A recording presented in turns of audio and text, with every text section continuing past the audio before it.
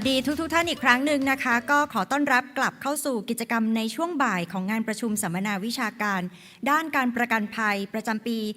2566 Thailand Insurance Symposium 2023 กันต่อนะคะ Welcome back again to the Thailand Insurance Symposium 2023.We have the participants here and also from online that is watching this symposium at the same time ซึ่งในช่วงบ่ายนี้นะคะก็จะเป็นกิจกรรมการบรรยายโดยวิทยากรพิเศษผู้ทรงคุณวุฒิในแต่ละหัวข้อนะคะที่มาร่วมบรรยายกันแต่ละเซสชันนะคะซึ่งในช่วงบ่ายนี้นะคะจะมีทั้งหมด3เซสชันด้วยกันค่ะและขอย้ำกันอีกครั้งหนึ่งนะคะสำหรับท่านใดที่ยังไม่ได้ลงทะเบียนในช่วงบ่ายจะขอเรียนเชิญนะคะลงทะเบียนที่โต๊ะลงทะเบียนด้านหน้านะคะสำหรับการเข้าร่วมในช่วงบ่ายนี้นะคะโดยที่สามารถแจ้งรหัสลงทะเบียนได้ที่โต๊ะลงทะเบียนได้เลยนะคะและสำหรับผู้ที่เข้าร่วมชมทางออนไลน์นะคะก็จะมีเจ้าหน้าที่ส่งลิงก์สำหรับลงทะเบียนในช่องทางแชทนะคะท่านสามารถกดลิงก์แล้วก็กรอกรหัสลงทะเบียนเพื่อยืนยันการลงทะเบียนในช่วงบ่ายได้เลยนะคะก็คือลงทะเบียนเช้าแล้วก็ลงทะเบียนช่วงบ่ายด้วยนะคะแล้วสำหรับเซสชั่นแรกวันนี้นะคะจะเป็นการบรรยายในหัวข้อ Continuing the ESG Journey to Sustainability โดยวิทยากรนะคะ Mr. Johann Dutoit Chief Investment Officer AIA Thailand นะคะร่วมกับ Mr. Duncan Director of Investment Environmental Social and Governance AIA Group นะคะ And now we shall begin the first session of this afternoon in the topic of Continuing the ESG Journey to Sustainability.Please give a big round of applause to welcome Mr. Johann Dutoit, the Chief Investment Officer AIA Thailand, and Mr. Duncan Director of Investment, Environmental, Social and Governance AIA Group.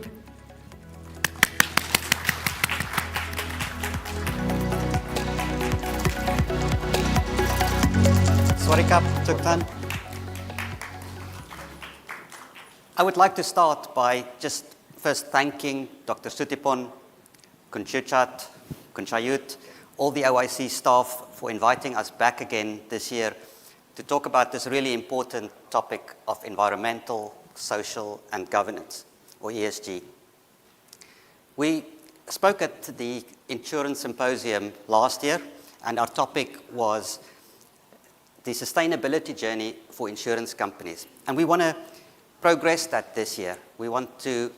call our topic tonight or today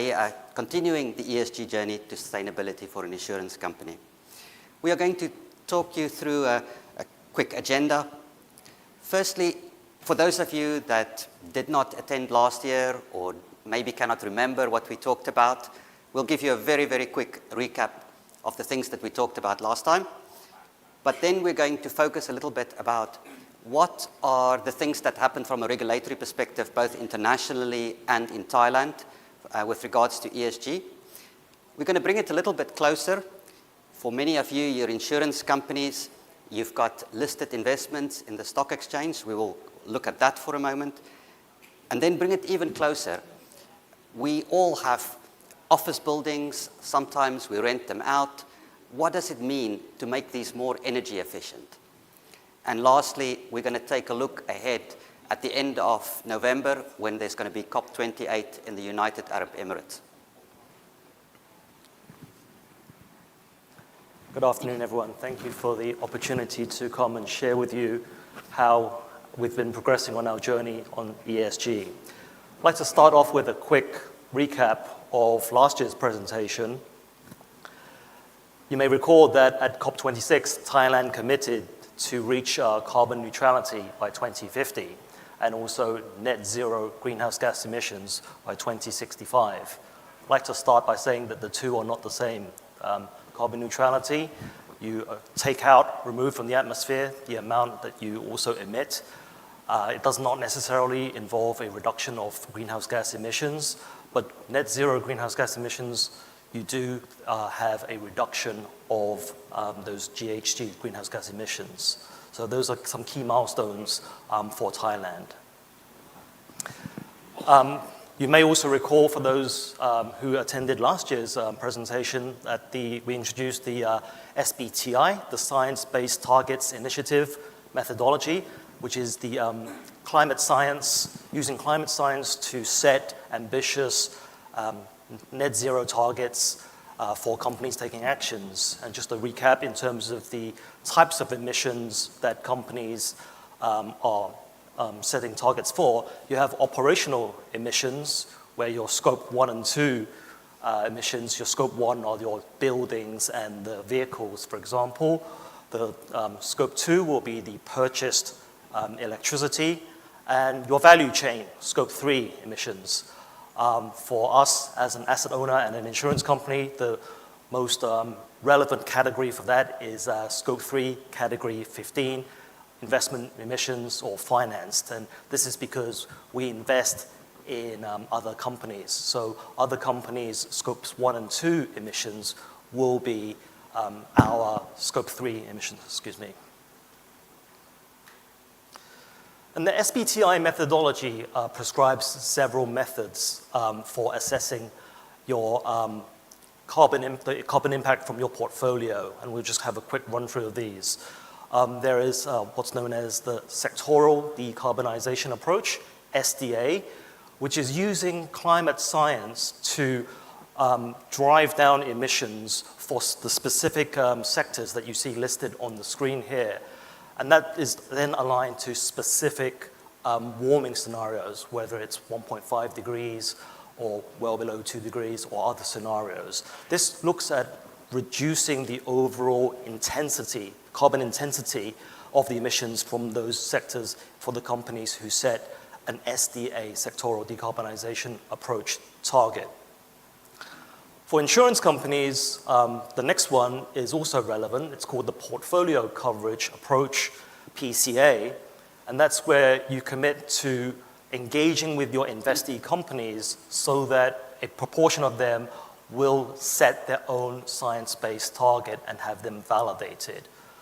This will then mean that they're on a pathway aligned to net zero, aligned to the Paris Agreement, and then as an asset owner, also align with your own interests and ambitions as well. There is a rather more complex approach called the temperature rating approach, and this was put together by an NGO, CDP, formerly known as the Carbon Disclosure Project. What CDP did, working with both the WWF and SBTi, was it looks at companies in terms of how they report their emissions, whether they've made any climate targets or emissions reductions targets, and what sector they're in. And then they will apply an algorithm so that the companies are then scored in terms of aligning their operational and their investment emissions against a degree Celsius. So it could be that company X, its operational emissions have been assessed by CDP using the temperature rating approach to be consistent with a 2.1 degree warming scenario. On the other hand, its investment emissions are consistent with a 2.3 degree scenario. There's then a methodology that allows asset owners and asset managers to aggregate those temperature scores up so that the entire portfolio, investment portfolio, has then a computed temperature scoring as well. But this, I should add, is it's quite a complex approach that needs a high degree of sophistication in terms of the resources and understanding of the methodology. So we've only seen the most, the asset managers, typically the large global asset managers that have gone down using this approach. Some other large asset managers do not use this approach and will use SDA and PCA. AIA is also going to be using SDA and PCA in its targets, which I will talk about shortly. This chart is to show that leading insurers are taking action to reduce their emissions and setting net zero targets. You'll see that the chart shows that these companies and these insurance companies are setting operational targets as well as investment targets. And you can see on the right-hand side where those investment targets, the green ticks, will actually denote where they have been validated by the SBTi and the degree of ambition. And just a broad commentary is that many of these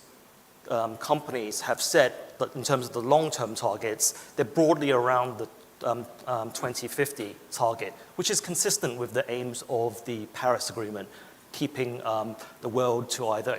a well below 2 degrees or 1.5 degree warming scenario above pre-industrial times. And as you can also see from the slide, a number of these insurance companies are also setting interim targets, both on the operational side and the investment side as well. And that's because 2050 is still a couple of years away. There needs to be a way to demonstrate not only the ambition that these insurance companies have, but also how they're progressing towards them. And so you see the companies are setting interim targets, typically 2025 or 2030, with specified reduction targets from their baseline. A quick word on AIA. AIA made a net zero commitment in December 2021. We announced our ambition to reach net zero greenhouse gas emissions by 2050, and we also signed up to the SBTi methodology. With that, we've also been working with both SBTi and an external ESG advisor to set our own interim targets, both on the operational side and on the investment side as well. The operational side will be an absolute contraction, in other words, an absolute reduction in the emissions for the operational emissions of AIA, whereas on the investment side, we will have SDA targets as well as PCA targets as well. The SDA, as I mentioned earlier, is a reduction in the portfolio intensity for those relevant sectors, and the portfolio coverage approach PCA target is a portion of our in-scope portfolio, and I should add that AIA has defined its investment boundary around its general account assets to be an interim target for a portion of those companies to set their own unvalidated SBTi targets. The ambition level that we pledged was, when we made this announcement, was well below 2 degrees. And you might think that, doesn't that look somewhat at odds when other companies are establishing 1.5 degree aligned targets? For us at AIA, it was the beginning of the net zero journey. And we know that because of SBTi's methodology, there will be a need, once the targets have been validated by SBTi, and more on that in a second, for AIA to refresh these targets in a couple of years' time. Refresh means look at how the targets have progressed, but also take into account any new SBTi methodologies that have been released. And at that point, there will then be an opportunity for AIA to review and consider whether we want to keep the ambition level at well below 2 degrees, which is still consistent with the Paris Agreement, or whether we would like to enhance that ambition level to a 1.5 degree scenario. The AIA's operational and investment targets were submitted to the SBTi earlier this year, and they are being validated by the SBTi team. The SBTi team are based in Europe, so they are not necessarily as familiar with Asian insurance companies as they are with our peers in Europe, such as Aviva and Allianz. What I will say is that the SBTi will ask a lot of questions, so they're quite thorough, but it's been a very productive dialogue, and they're willing to engage. They're willing to engage to understand how Asian insurance markets work, and they also understand how we've set our baseline and our targets as well. What I would encourage for those companies who are thinking of taking action is to engage the SBTi, but also as part of that dialogue, be sure that what you actually end up getting validated by SBTi is something that you can actually operationalize and achieve, because once the targets are validated, that's when the real work, the hard work begins, and then there will be annual disclosure disclosing your progress. Also wanted to give you a flavor of some of the new ESG regulations that have come forth in 2023. I will be speaking on the international element, and then Johann will be addressing the local Thai regulation. I'm going to talk about the sustainability disclosure standards that the ISSB, the International Sustainability Standards Board, announced in June. They announced two disclosure standards, S1 and S2. S1 is in relation to sustainability-related disclosures, whereas S2 is specific to climate-related disclosures. We'll unpack the highlights of each in turn.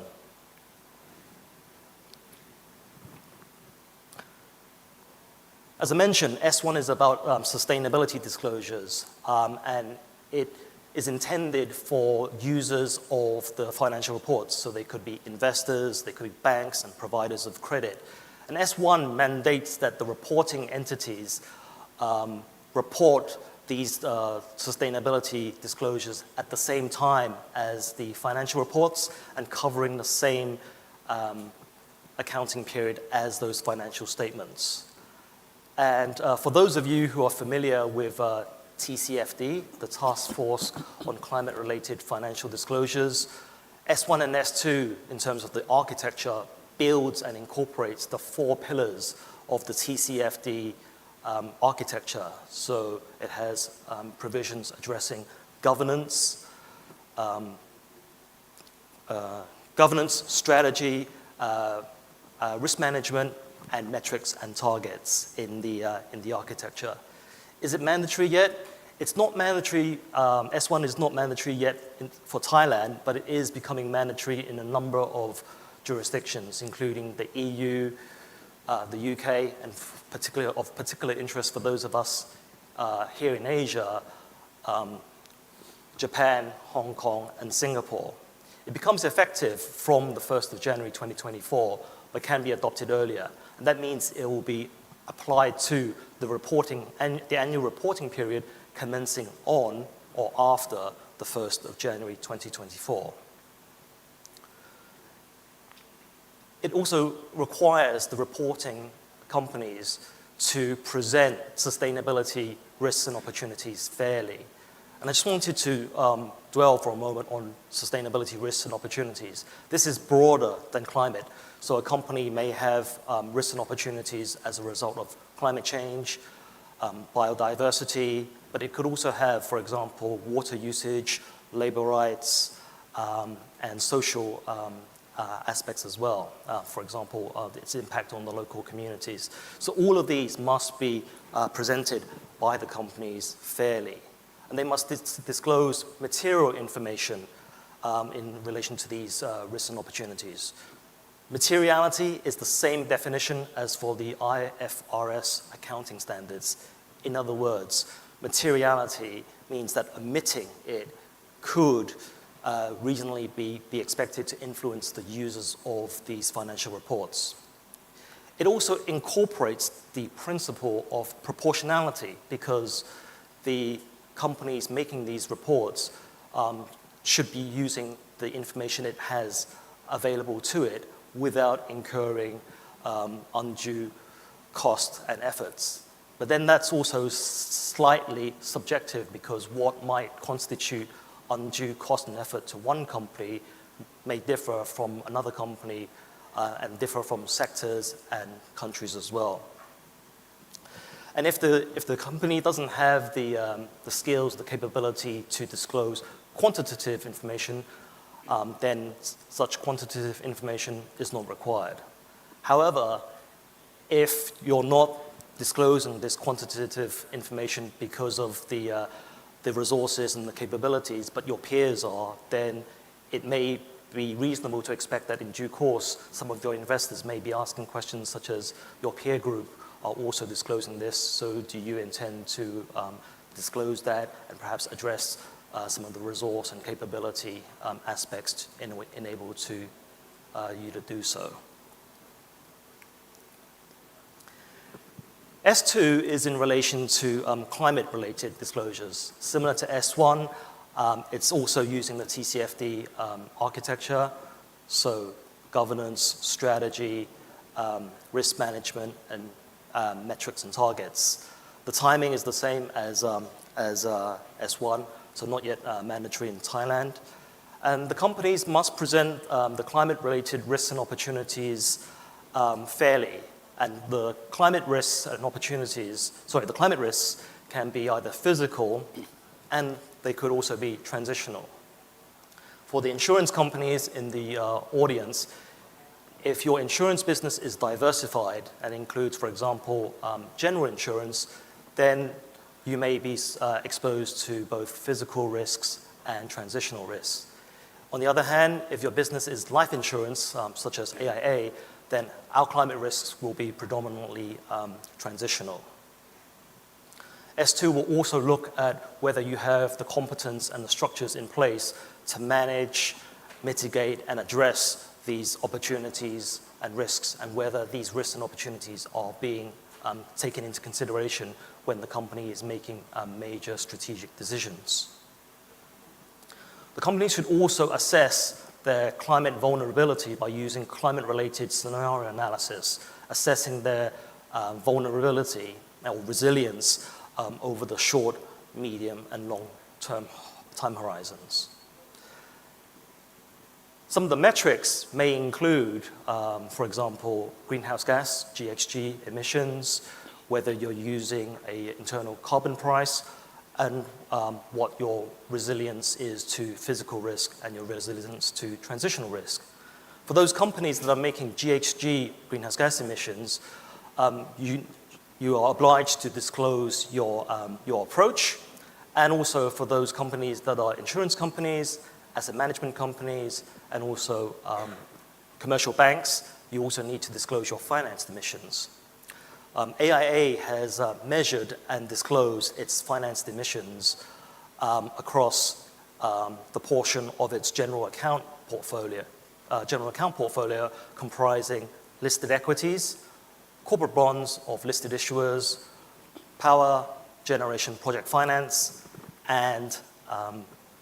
direct real estate, our buildings. And we assess that using an industry standard and methodology called the PCAF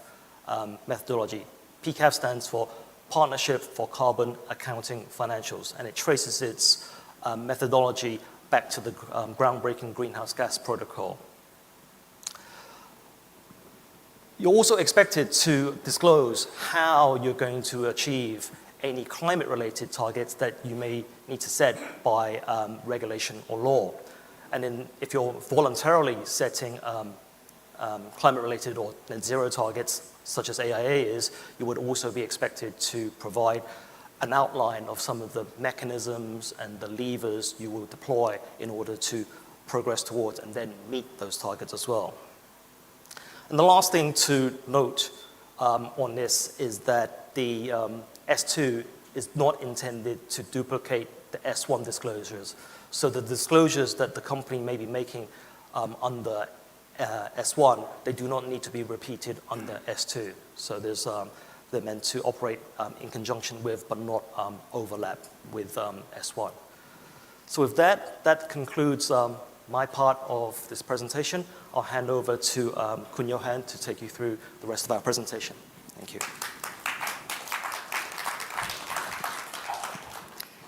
So that's the international component. Let's bring it a little bit closer to Thailand, what has been happening here in 2023. I have to confess, when I heard the word taxonomy for the first time, I really did not know what it meant. I had an inkling that it's probably something along the lines of a dictionary or a thesaurus that provide you with a definition of what is green finance. And really that is all that it is. So in June 2023, the Bank of Thailand and the Securities and Exchange Commission have got together and they have launched the Thailand ESG taxonomy. And this really forms one of 5 pillars of what they intend to do with regards to competency building in Thailand. So the first thing being the taxonomy. But then if we're going to do all these disclosures that Duncan has just talked about, we need data. We need audited, reliable data that has got greenhouse emissions and data about your social and so forth. We need more companies to provide finance. And the only way we're going to get them to provide more finance is if we provide incentives. Incentives along the lines of maybe capital incentives, maybe tax incentives, and even regulation if we need to. The fourth pillar is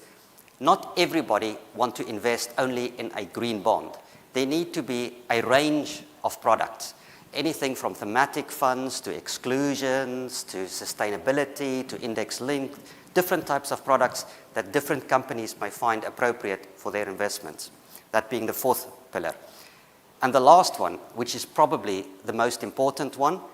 is the people that work with the money, our portfolio managers, our analysts, they need to be able to be skilled in understanding green finance. They need to be able to value these bonds. Duncan and myself this year did the CFA exam for ESG investment, and it opens up a new field of investments for you, and it teaches you how you can value these investments. So there's a real need for competency building in the Thailand investment market. The taxonomy that was released in June is focusing on the two major greenhouse gas emitting industries. The first one being the energy sector, the second one being transportation. There will be a phase 2 in the future, which will cover other industries, agriculture, real estate. That is for a later date that hasn't been determined yet. And when we look at energy and transportation, energy, you can imagine you're looking at wind energy, solar energy, nuclear, oil, coal, and so forth. When we look at transportation, it's everything from electric vehicles, internal combustion vehicles, trucks, boats, aeroplanes, and so forth. Now, what I intend to do with this table is to give you an idea of what is inside the taxonomy without you having to go and read through the whole document. That table that you see on your right-hand side, there are many of these tables inside the taxonomy. And each one is for these industries that I've just talked about. The one I'm showing you here is specific for trains. There will be other ones for aeroplanes and for solar energy and so forth. Each one will have a code that specifically identifies what we're looking at in this table. And then there are basically 3 color codes. The idea is that we can define a train into either a green, sustainable investment, an amber, which is transition. The idea is that it will support us to go to green, but eventually it will cease, and red, which is polluting. So in the example that I've got here for you, there are some trains that will have no CO2 emissions. They can be classified as green. And then for the amber ones, the transition ones, they give a cap. So as long as your train is emitting, like in this example, less than 50 grams CO2 per passenger kilometer, you can classify it as amber. If your train does not meet the green or the yellow, you will be in the red category. Now, for Thailand, at this stage, the taxonomy is still voluntary. But the question is, how can you use this? Is it already being implemented? And the answer is yes. The local banks in Thailand are already starting to use this. And you can think of a scenario. You are a bank loan officer. You have customers that come to you and they ask you for loans. And specifically, this customer wants to buy train rolling stock. He comes to you and says, I want a loan from your bank to be able to buy this train. And you can classify this investment to either green, yellow, or red. At this stage, that is maybe sufficient. But as you go on over time, you will want your portfolio to become more and more green. So at some stage, when a person comes to you and asks for a red loan for a train, you will decline. And the same thing with amber. You will gradually over time approve less and less of those loans because there is a risk to you as a bank. If this train operator buys a red train that it cannot sell at any stage, that it cannot use anymore, it will be a stranded asset, and it may be that you cannot get your loan back. So this is how it's already being used in the industry for banks. And we as insurance companies that are here today, you can see how this type of thing can also be applied to our investment portfolios.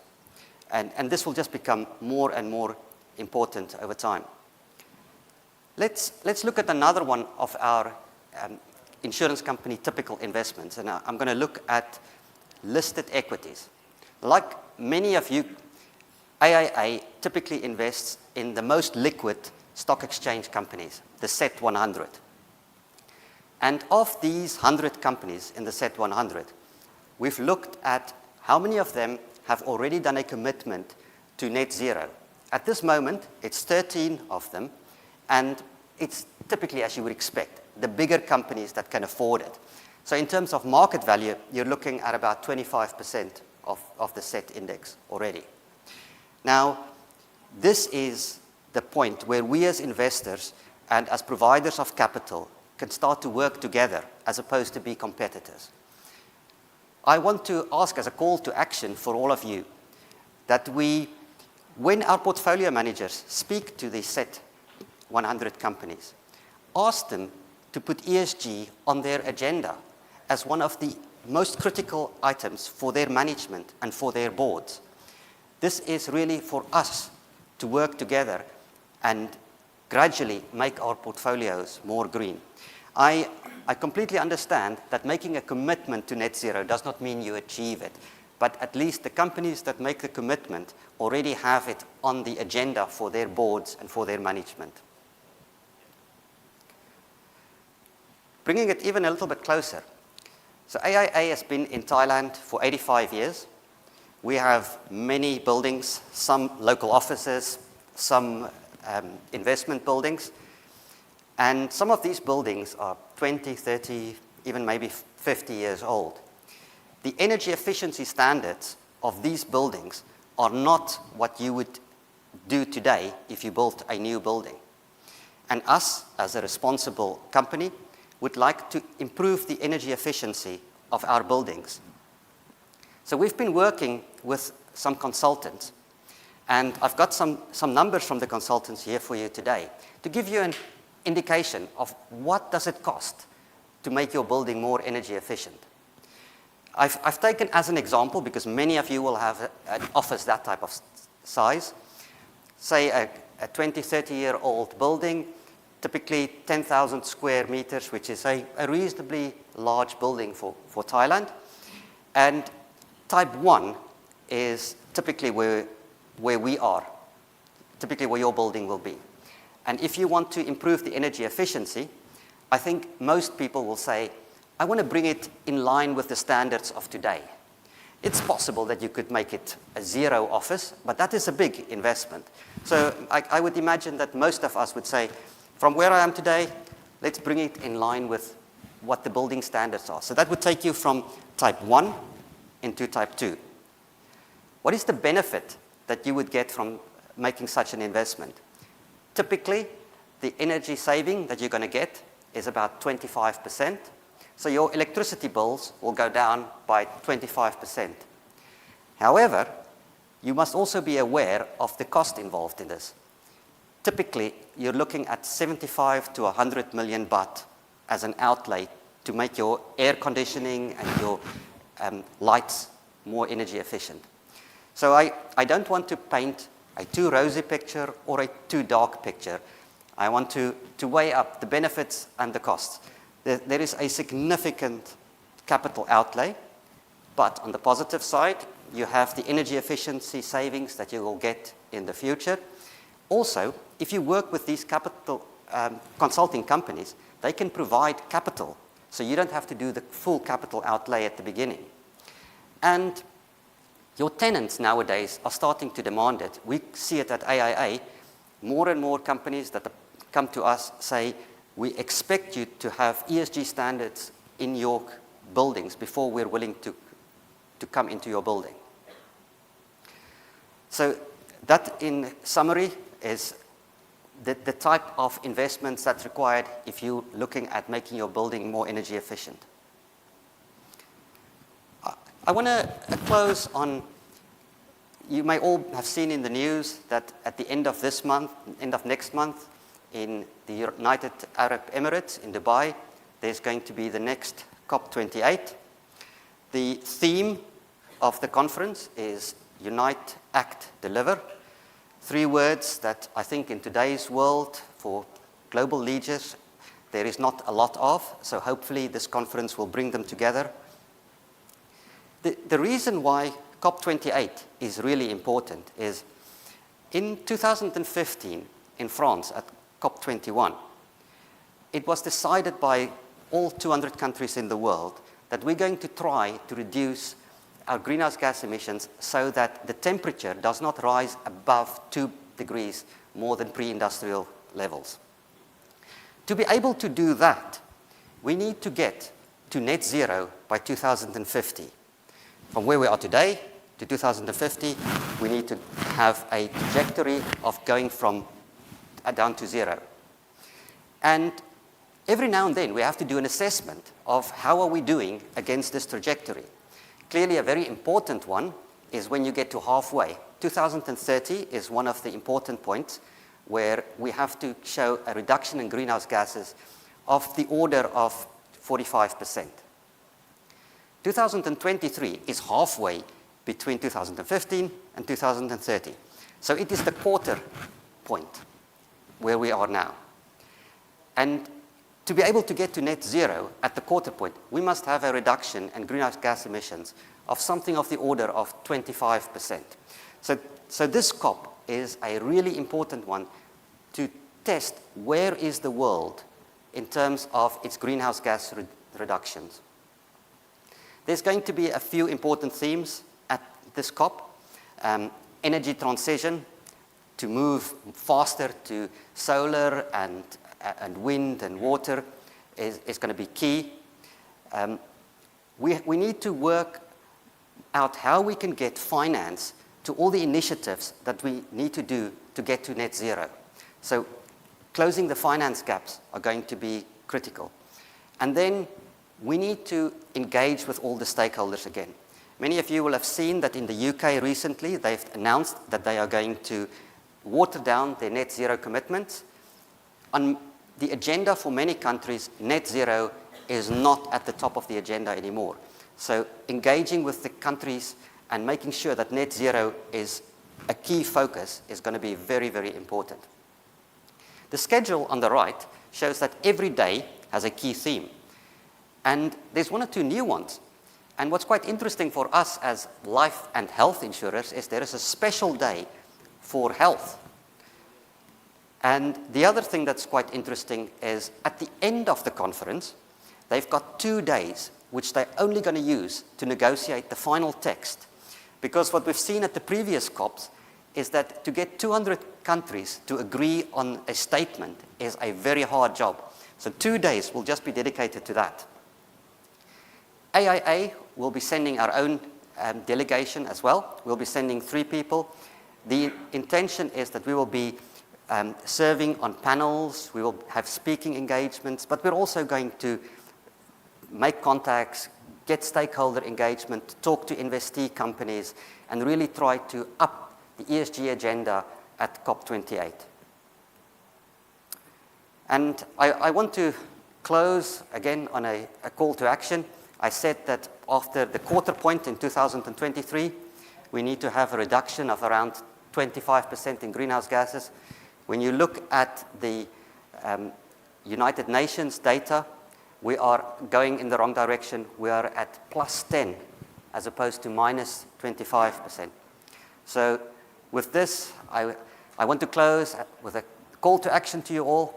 This is our world, and it is in our hands how we can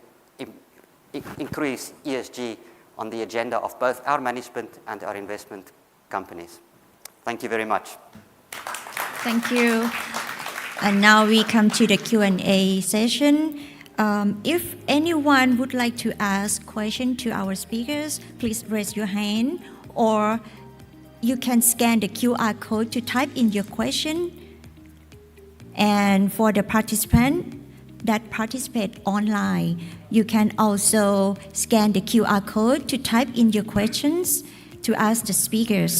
ตอนนี้นะคะท่านใดที่มีคำถามนะคะสามารถที่จะยกมือถามผู้ที่อยู่ในห้องนี้นะคะยกมือถามได้แล้วก็เดี๋ยวจะมีไมโครโฟนนำไปให้นะคะส่วนผู้ที่รับชมอยู่ทางออนไลน์นะคะก็สามารถที่จะสแกน QR code เพื่อที่จะเข้าไปพิมพ์คำถามนะคะแล้วเดี๋ยวทีมงานก็จะนำคำถามมาถามสปีกเกอร์บนเวทีให้นะคะ As well. Question in Thai. Okay, you can ask question in Thai too. You can translate for us, please.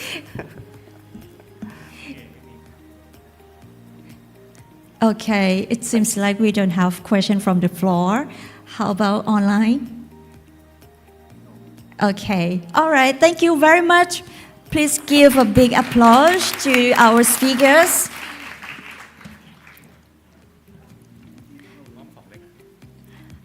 และตอนนี้นะคะก็ขอเรียนเชิญค่ะท่านรองเลขาธิการคปภ.นะคะคุณชัยยุทธมังสีมอบของที่ระลึกให้กับสปีกเกอร์ทั้งสองท่านค่ะ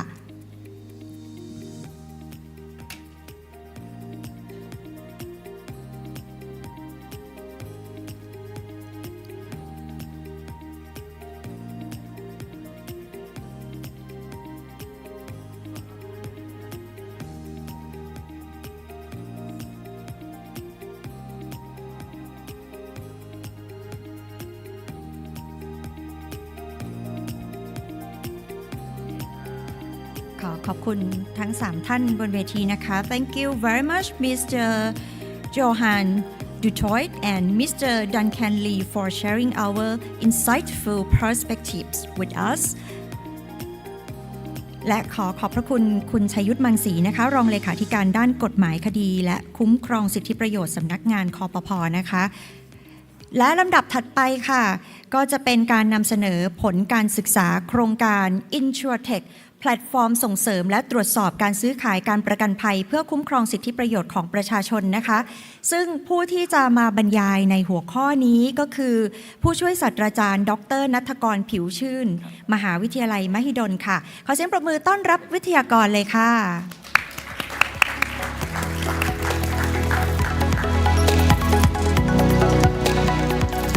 สวัสดีทุกท่านครับผมช่วยศาสตราจารย์ณัฐกรผิวชื่นนะครับจากมหาวิทยาลัยมหิดลนะครับก็วันนี้ก็ได้รับเกียรตินะครับแล้วก็ได้มีโอกาสมาคุยแล้วก็คุณหน้าคุณตาทุกท่านนะครับตอนนี้แล้วก็เราก็เป็นทีมนะครับจริงๆแล้วเราไม่ใช่แค่มหาวิทยาลัยมหิดลนะจะมีจากมหาวิทยาลัยจุฬาลงกรณ์ด้วยแล้วก็จากฝ่ายเอกชนด้วยจริงๆเป็นทีมค่อนข้างใหญ่นะครับแล้วก็ได้รับเกียรติได้มีโอกาสทำงานวิจัยโครงการ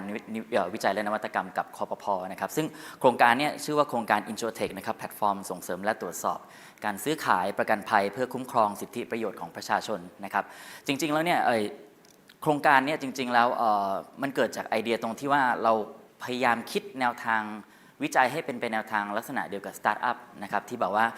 อย่างที่ทุกท่านอาจจะคุ้นเคยว่ามันจะต้องมานั่งคิดเนาะว่ามันมีปัญหาอะไรแล้วเราต้องใช้อะไรขึ้นมาเพื่อที่จะแก้ปัญหานั้นๆนะครับในวงการประกันของเรานะครับแล้วก็เพื่อสุดท้ายเพื่อให้เกิดประโยชน์สูงสุดนะครับทีนี้เนี่ยในตอนแรกที่ได้รับโครงการนี้มาผมกับทีมนั่งคิดว่าเราควรที่จะทำยังไงที่จะตอบปัญหาแล้วก็แก้ปัญหาอะไรบางอย่างในวงการประกันของเราในขณะนี้ได้นะครับได้ดีที่สุดนะครับซึ่งในขณะนั้นเนี่ยจริงๆมันมีหลายแง่หลายมุมมากเลยนะครับซึ่งพวกเราก็น่าจะเข้าใจกันดีว่าวงการประกันเนี่ยเราสามารถคุยสามารถคิดในหลายๆมุมมองได้ค่อนข้างเยอะมากเลยทีเดียวนะครับซึ่งณขณะนั้นเนี่ยจริงๆมันมีปัญหาที่ผมก็รู้สึกส่วนตัวด้วยว่ามันเป็นปัญหาที่คุ้นเคยกันมานานในประเทศไทยแล้วกันนะครับที่ว่าเอาง่ายๆเลยยกตัวอย่างเช่นสมมติถ้าพวกเราแม้กระทั่งพวกเราเองในห้องนี้นะครับหรือว่าผู้ชมทางบ้านนะครับเดินผ่านเจอตัวแทนประกันหลายคนมีความกลัวที่จะคุยด้วยกับตัวแทนประกันทั้งที่จริงๆแล้วประกันภัยเนี่ยมันเป็นสิ่งที่มีค่าและเป็นสิ่งที่ควรจะทำนะครับเป็นการป้องกันความเสี่ยงนะครับโดยเฉพาะจะเห็นได้ว่าในประเทศที่พัฒนาแล้วเนี่ยมันเป็นสิ่งที่ทุกคนอยากได้แล้วค้นหานะครับอยากที่จะมีประจำเอาไว้ในแต่ละครอบครัวนะครับเป็นสิ่งที่จำเป็นดังนั้นในประเทศไทยเนี่ยยังถือว่าเป็นสิ่งที่ประชาชนยังมีความหวาดระแวงนะครับคำถามคือทำไมถึงหวาดระแวงในการที่จะเข้าไปคุยกับตัวแทนประกัน เวลาเจอตัวแทนประกันเดินหนีถูกไหมฮะหลายคนเป็นนะครับมันเป็นปัญหาที่สะสมมานานอาจจะเกิดปัญหาจากตรงที่ว่าจริงๆแล้วเนี่ยทางหน่วยงานที่เกี่ยวข้องนะครับมีวิธีการหรือว่าหลายๆอย่างเป็นเทคนิคที่ทำให้แก้ปัญหานี้มาได้เยอะมากๆแล้วปัจจุบันก็แทบจะไม่มีแล้วล่ะนะครับแต่ว่ามันก็ยังมีนะครับด้วยความที่ผมเนี่ยเป็นอาจารย์เนาะนะครับแล้วก็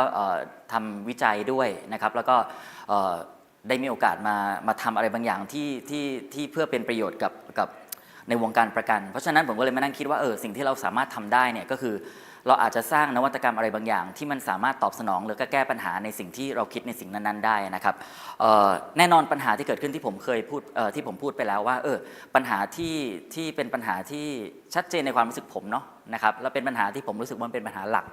ระดับหนึ่งเลยเพราะมันเป็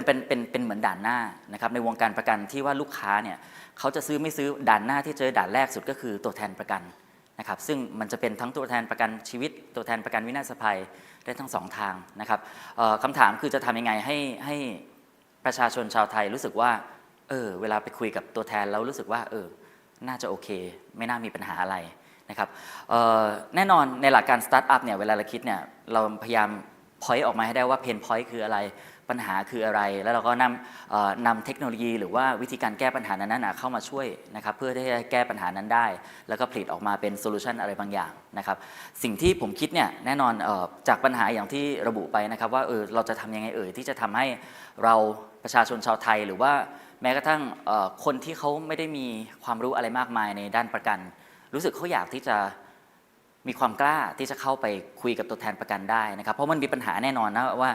ตัวแทนประกันในปัจจุบันเนี่ยมีบางส่วนที่ผมขอใช้คำว่าพูดแล้วมันมีการผิดหลักเกณฑ์ของการนำเสนอกรมธรรม์แล้วกันนะครับซึ่งอาจจะเห็นได้นะครับว่ามันเกิดขึ้นในอดีตจนถึงปัจจุบันและปัจจุบันล่าสุดก็ยังมีนะครับเพราะฉะนั้นถ้าอย่างยกตัวอย่างที่ผมเห็นที่ผมโชว์ในสไลด์นะครับจะเห็นได้ว่าไม่ว่าจะเป็นในกระทู้นะครับที่เป็นสาธารณะที่คนเข้าไปถามหรือว่าอะไรก็ตามที่เป็นข่าวในปัจจุบันนี้ที่ออกตามสื่อต่างๆมันมีจริงๆมันไม่ใช่สิ่งที่ทุกคนมองข้ามนะครับแล้วปัญหาที่เกิดขึ้นบางครั้งเนี่ยปัญหาเล็กปัญหาน้อยเนี่ยบางครั้งมันไม่เป็นข่าวแต่ในขณะที่พอเป็นข่าวบางครั้งมันมีมูลค่าความเสียหายค่อนข้างเยอะและผลกระทบเนี่ยมันเป็นวงกว้างอุตสาหกรรมเนี่ยมันจะอุตสาหกรรมทางด้านประกันเนี่ยจะดูดีไม่ดูดีเนี่ยมันเกิดจากด่านหน้านะครับเขาทำให้เรารู้สึกว่ามันคือสิ่งที่ควรจะซื้อหรือเปล่ามันคือสิ่งที่จำเป็นกับชีวิตหรือเปล่าตัวแทนประกันคือตัวด่านหน้าเลยที่สามารถที่จะสามารถอธิบายสิ่งเหล่านั้นได้นะครับเพราะฉะนั้นเนี่ยพอปัญหาที่เกิดขึ้นในขณะนี้มันมีจริงๆความสูญเสียที่เกิดขึ้นมันเยอะในแต่ละเคสนะครับหรือแม้กระทั่งความสูญเสียที่เกิดขึ้นเล็กๆน้อยๆที่เกิดขึ้นหรืออะไรบางอย่างที่เกิดจากการความเข้าใจผิดมันทำให้ความรู้สึกดีๆในการที่จะทำประกันบางครั้งกับบางคนมันหายไปเพราะสิ่งเหล่านี้นะครับคำถามคือไอ้สิ่งเหล่านี้ที่เกิดขึ้นเนี่ยอย่างที่เห็นเนี่ยแม้ว่าจะเป็นเซิร์ชใน Google มีเยอะมากมายเลยนะครับจะเห็นได้ว่าพอมันมีปัญหาเยอะแยะมากมายเนี่ยเราจะทำยังไงดีที่จะแก้ปัญหาตรงนี้ได้นะครับย้อนนิดนึงตรงที่ว่าในกรณีที่ตัวแทนประกันเขาจะนำเสนอกรมธรรม์นะครับหรือว่านำเสนอผลิตภัณฑ์อะไรบางอย่างของบริษัทแน่นอนเขาก็ต้องมีการนำเสนอเป็นหลักการหลักเกณฑ์ซึ่งโดยหลักการแล้วทางคปป.ได้มีการออกหลักเกณฑ์นะครับซึ่งไม่ว่าจะเป็นหลักเกณฑ์ทางด้านประกันชีวิตหรือประกันวินาศภัยนะครับก็คือมีหลักเกณฑ์ที่ชัดเจนแน่นอนอยู่แล้วนะครับเป็นการประกาศออกมานะครับแต่คำถามคือเราบริษัทหรือแม้กระทั่งทางคปป.ไม่รู้เลยว่าเขาปฏิบัติตามจริงไหมเขาปฏิบัติตามหลักการที่เราตั้งขึ้นมาหรือเปล่าหรือว่ามันคือสิ่งที่เขาทำตามสไตล์ของเขาเองแล้วสุดท้ายมันกลายเป็นว่ามันเกิดปัญหาเกิดขึ้นนะครับแม้กระทั่งบางครั้งเนี่ยเขาอาจจะไม่ได้ทำผิดหรอกแต่ว่ามันทำให้เกิดความเข้าใจผิดอะไรบางอย่างเกิดขึ้นถูกไหมฮะนะครับเพราะฉะนั้นเนี่ยด้วยหลักเกณฑ์หลักการที่ผมนำเสนอมาตรงนี้เนี่ยมันมีหลักเกณฑ์มากมายนะครับแต่ว่าพอมานั่งอ่านละเอียดจริงๆมันก็ไม่ได้ยากเย็นอะไรในการที่จะปฏิบัติตามนะครับยกตัวอย่างเช่นเวลาไปคุยกับตัวลูกค้าสักทีนึงเนี่ยก็ควรที่จะอธิบายตัวตนของตัวเองนิดนึงว่ามาจากบริษัทอะไรนะครับเลขประจำตัวแทนคืออะไรนะครับแล้วก็มีการอธิบายกรมธรรม์อย่างชัดเจนไม่มีการรบกวนไม่ใช่มานั่งตื้อลูกค้าอย่างนี้เป็นต้นที่ปัญหา ปัจจุบันที่มันเกิดขึ้นเนี่ยเนื่องจากว่าด้วยความที่มันเป็นระบบของการขายถูกไหมฮะเพราะฉะนั้นเนี่ยก็เลยมีตัวแทนหลายๆคนหลายๆท่านที่แน่นอนเขาก็อยากได้รายได้แหละแต่การขายบางครั้งมันเป็นการทำอะไรบางอย่างที่ทำให้เกิดความรำคาญกับคนณตรงนั้นนะครับหรือแม้กระทั่งลูกค้าที่จริงๆเขาก็อยากซื้อแหละแต่บางครั้งกลายเป็นว่าเกิดความรำคาญเกิดขึ้นนะครับหรือแม้กระทั่งเกิดการพูดอะไรบางอย่างที่มันไม่ใช่หรือมันไม่ดีนะครับคำถามคือจะแก้ปัญหาตรงนี้ยังไงนะครับแน่นอนสิ่งที่ผมคิดณขณะนั้นนะครับโครงการนี้ที่ผมจัดทำกันมาเนี่ยอยู่ประมาณ1ปีระยะเวลาประมาณ1ปีช่วงแรกเนี่ยเราคิดแน่นอนสิ่งที่ควรจะทำเนี่ยมันจะต้องเป็นอะไรบางอย่างที่ต้องเป็น AI มาเกี่ยวข้องละนะครับเพราะว่ามันไม่สามารถที่จะเข้าไปคุยกับตัวแทนได้โดยตรงหรือไปนั่งดูตัวแทนณขณะนั้นว่าเฮ้ยเขาพูดถูกหรือเปล่าหรือผิดหรือเปล่าหรืออะไรถูกไหมฮะเพราะฉะนั้นคำถามคือเราจะต้องมีอาจจะมีสิ่งที่ติดตัวหรืออะไรบางอย่างที่สามารถให้ทำให้ลูกค้าเนี่ยที่เขาเดินอยู่ตามห้างเนี่ยเขาพอจะคุยกับตัวแทนฉันมั่นใจเปรียบเสมือนว่ามีคปภ.อยู่โครงการนี้ผมก็เลยมานั่งคิดว่าสิ่งที่ผมจะทำก็คือแอปพลิเคชันที่เรียกว่าคปภ.เคียงข้างชื่ออาจจะไม่รู้สิแต่ผมรู้สึกว่ามันเป็นสิ่งที่ทำให้รู้สึกว่าประชาชนรู้สึกอุ่นใจเวลาคปภ.มาอยู่เคียงข้างเขานะครับเพราะฉะนั้นเนี่ยแอปพลิเคชันเนี่ยผมก็เลยมานั่งคิดว่าสิ่งที่สามารถทำได้เนี่ยก็คือเอา AI เข้ามาช่วยนะครับซึ่ง AI ที่พวกเรารู้จักกันดีอาจจะมีหลายรูปแบบถูกไหมฮะปัจจุบัน AI เป็นสิ่งที่ทุกท่านได้ยินเป็นสิ่งที่ทั่วไปเลยถูกไหมครับแต่จริงๆ AI มีหลายด้านนะครับหนึ่งในนั้นก็คือทางด้าน Natural Language Processing นะครับหรือว่า NLP นะครับซึ่งทุกท่านอาจจะเคยเจอหรืออาจจะเคยสัมผัสบ้างแล้วล่ะนะครับแต่อาจจะยังไม่รู้มันคือ AI นะครับยกตัวอย่างเช่นแม้กระทั่งเราใช้โปรแกรม Line นะครับหรือว่าคุยทางแป้นพิมพ์อะไรบางอย่างจริงๆมันมี Google แป้นพิมพ์ที่แบบว่า Google Type นะครับที่สามารถที่จะกดไมโครโฟนแล้วสามารถที่จะพูดไปนะครับแทนที่จะมานั่งพิมพ์ในไลน์ถูกไหมฮะเราสามารถที่จะกดไมโครโฟนแล้วทุกอย่างมันก็จะสามารถเปลี่ยนคำพูดของเราให้กลายเป็น text ออกมาได้ถูกไหมครับกระบวนการนี้เป็นกระบวนการของการที่เปลี่ยนจากคำพูดให้กลายเป็น text เพราะฉะนั้นผมก็เลยมานั่งมีแนวคิดตรงที่ว่าในเมื่อมันมีสิ่งที่สามารถที่จะเปลี่ยนเสียงของเราให้กลายเป็นตัวอักษรออกมาได้ถูกไหมฮะเพราะฉะนั้นเนี่ยตัวอักษรมามันก็สามารถที่จะมานั่งคิดต่อมาได้ว่าตัวอักษรที่ออกมาเนี่ยมันควรที่จะวิเคราะห์ต่อไปที่อีกว่าไอสิ่งที่เป็นตัวอักษรออกมาเนี่ยมันคือคำพูดที่มันเหมาะสมหรือเปล่าถูกหรือเปล่าในการนำเสนอกรมธรรม์หรือนำเสนอผลิตภัณฑ์เนี่ยมันเวิร์กหรือเปล่าดีหรือเปล่ามีอะไรผิดหรือเปล่าหรือมีความหลอกลวงเกิดขึ้นหรือเปล่าหรือแม้กระทั่งบางเคสมีการช่อฉนเกิดขึ้นหรือเปล่านะครับเพราะฉะนั้นเนี่ยมันเลยเป็นสิ่งที่ผมกำลังคิดว่ามันน่าจะมีประโยชน์ถ้าทำสิ่งนี้ออกมาได้นะครับพูดมันง่ายแต่ว่าพอพูดตรงๆเลยนะครับว่าพอจะมาทำจริงๆแล้วเนี่ย AI ที่นำมาใช้เนี่ยโหผมก็ต้องมานั่งคิดนะว่า AI อะไรบ้างที่มานั่งซึ่ง AI ในวงการประกันมีหลายอย่างมากนะครับAI แน่นอนหนึ่งในนั้นก็คือ AI ที่ใช้ทางด้าน language อะไรเงี้ยนะครับแต่ในวงการประกันจริงๆแล้วเนี่ย AI ที่สามารถไปช่วยได้มีหลายแบบหลายรูปแบบถูกไหมฮะและประโยชน์ของมันมีเยอะแยะมากมายเลยนะครับ AI จริงๆสามารถที่ไปช่วยทางด้านเคลมก็ได้นะครับหรือว่าทางด้านตรวจสอบข้อมูลหรือ document อะไรหลายๆอย่างที่ปัจจุบันนี้หลายบริษัทก็นำมาใช้แล้วนะครับแล้วก็มีเลเวลการนำมาใช้แตกต่างกันในแต่ละบริษัทความเหมาะสมมันแตกต่างกันถูกไหมฮะในแต่ละลักษณะของบริษัทมันไม่เหมือนกันนะครับเพราะฉะนั้นสิ่งที่ผมคิดในช่วงระยะเวลาที่ทำโครงการนี้ขึ้นมาเนี่ยก็มานั่งคิดว่าแล้วถ้านำมาใช้จริงๆมันดีไหมนะครับแน่นอนประโยชน์เนี่ยอย่างที่ผมโชว์ใน AI โดยปกติแล้วใน AI มันสามารถทำอะไรและมีประโยชน์อะไรเยอะแยะมากมายนะครับยกตัวอย่างเช่นสามารถที่จะลดค่าใช้จ่ายด้านต่างๆได้นะครับจริงๆเราอาจจะลงทุนแค่ครั้งเดียวมันเป็นแค่ลงทุนเงินก้อนเดียวนะครับในการสร้าง AI อะไรขึ้นมาแต่ว่าในระยะยาวเนี่ยมันสามารถลดต้นทุนอะไรหลายๆอย่างได้นะครับลดระยะเวลาได้ด้วยนะครับแถมยังลดความผิดพลาดที่อาจจะเกิดขึ้นได้เพราะว่าในกรณีทำอะไรบางอย่างด้วยมนุษย์เนี่ยแน่นอนมันเกิดความผิดพลาดเกิดขึ้นได้แน่ๆถูกไหมฮะเพราะฉะนั้นหนึ่งในนั้นเนี่ยถ้าเราใช้ AI เข้ามาช่วยแล้วสามารถที่จะทำให้ทุกอย่างเหล่านี้เนี่ยมันลดลงไปได้นะครับความผิดพลาดลดลงไปค่าใช้จ่ายลดลงไประยะเวลาในการตรวจสอบลดลงไปมันจะดีมากเลยนะครับเพราะฉะนั้นก็เลยว่ามานั่งคิดว่าสิ่งที่เป็นหลักในการที่จะแก้ปัญหาสิ่งที่ผมคิดนะครับขณะนี้ว่าสิ่งที่เคยคิดที่ผ่านมาว่าประชาชนคนไทยส่วนมากไม่กล้าเข้าไปคุยทำยังไงที่จะมีแอปพลิเคชันบางอย่างที่จะมานั่งตอบสนองได้ว่าถ้าเปิดแล้วมีคปภ.อยู่ข้างๆแล้ว คำพูดทุกอย่างเปลี่ยนเป็น text และ text เหล่านั้นสามารถตรวจสอบได้ด้วยนะว่าสิ่งที่พูดเหล่านั้นมันเป็นสิ่งที่เหมาะสมดีหรือไม่ดีตรงตามหลักการหรือเปล่าหรือว่ามีรูปแบบที่ไม่เหมาะสมอย่างไรนะครับแล้วก็สามารถแจ้งเตือนกับลูกค้าหรือว่าคนที่ถูกนำเสนอกรมธรรม์ณขนาดนั้นได้ทันท่วงทีเขารู้สึกว่ามีคำพูดอะไรบางอย่างที่อาจจะไม่เวิร์กละนะครับซึ่งหนึ่งในนั้นก็คือเดี๋ยวผมขอกลับไปก่อนนิดนึงนะครับไปไกลอย่าเพิ่งขอโทษทีผมใช้อันนี้ไม่ค่อยเป็น นะครับก็คือตรงนี้เนี่ยแน่นอนสิ่งแรกก็คือสิ่งที่เรียกว่า NLP นะครับที่เรามานั่งคิดว่าแน่นอนมันเกี่ยวกับเรื่องภาษาเพราะฉะนั้นต้องใช้เรื่องภาษามาเกี่ยวข้อง AI ทางด้านภาษาอันดับแรกคือเรื่องของNLP นะครับแต่ทีนี้เนี่ยมันก็ต้องมีกระบวนการของ AI ต่างๆอะไรที่มันมีเทคนิคหลายอย่างนะฮะซึ่งเจาะลึกลงไปซึ่งในขณะนี้ผมอาจจะไม่ได้ลงลึกนะครับไม่งั้นต้องใช้เวลาอาจจะเป็นวันนะครับแต่ว่ามีระบบของ Machine Learning ที่ว่ามีการเรียนรู้แน่นอนว่ามันมีความยากเกิดขึ้นทันทีพูดโครงการนี้จริงๆถ้าพูดมันเหมือนจะง่ายตรงที่ว่าพูดผิดก็แอปพลิเคชันก็แจ้งมาว่ามันผิดแต่มันยากมากเลยนะฮะว่าในการที่จะมานั่งมีการเรียนรู้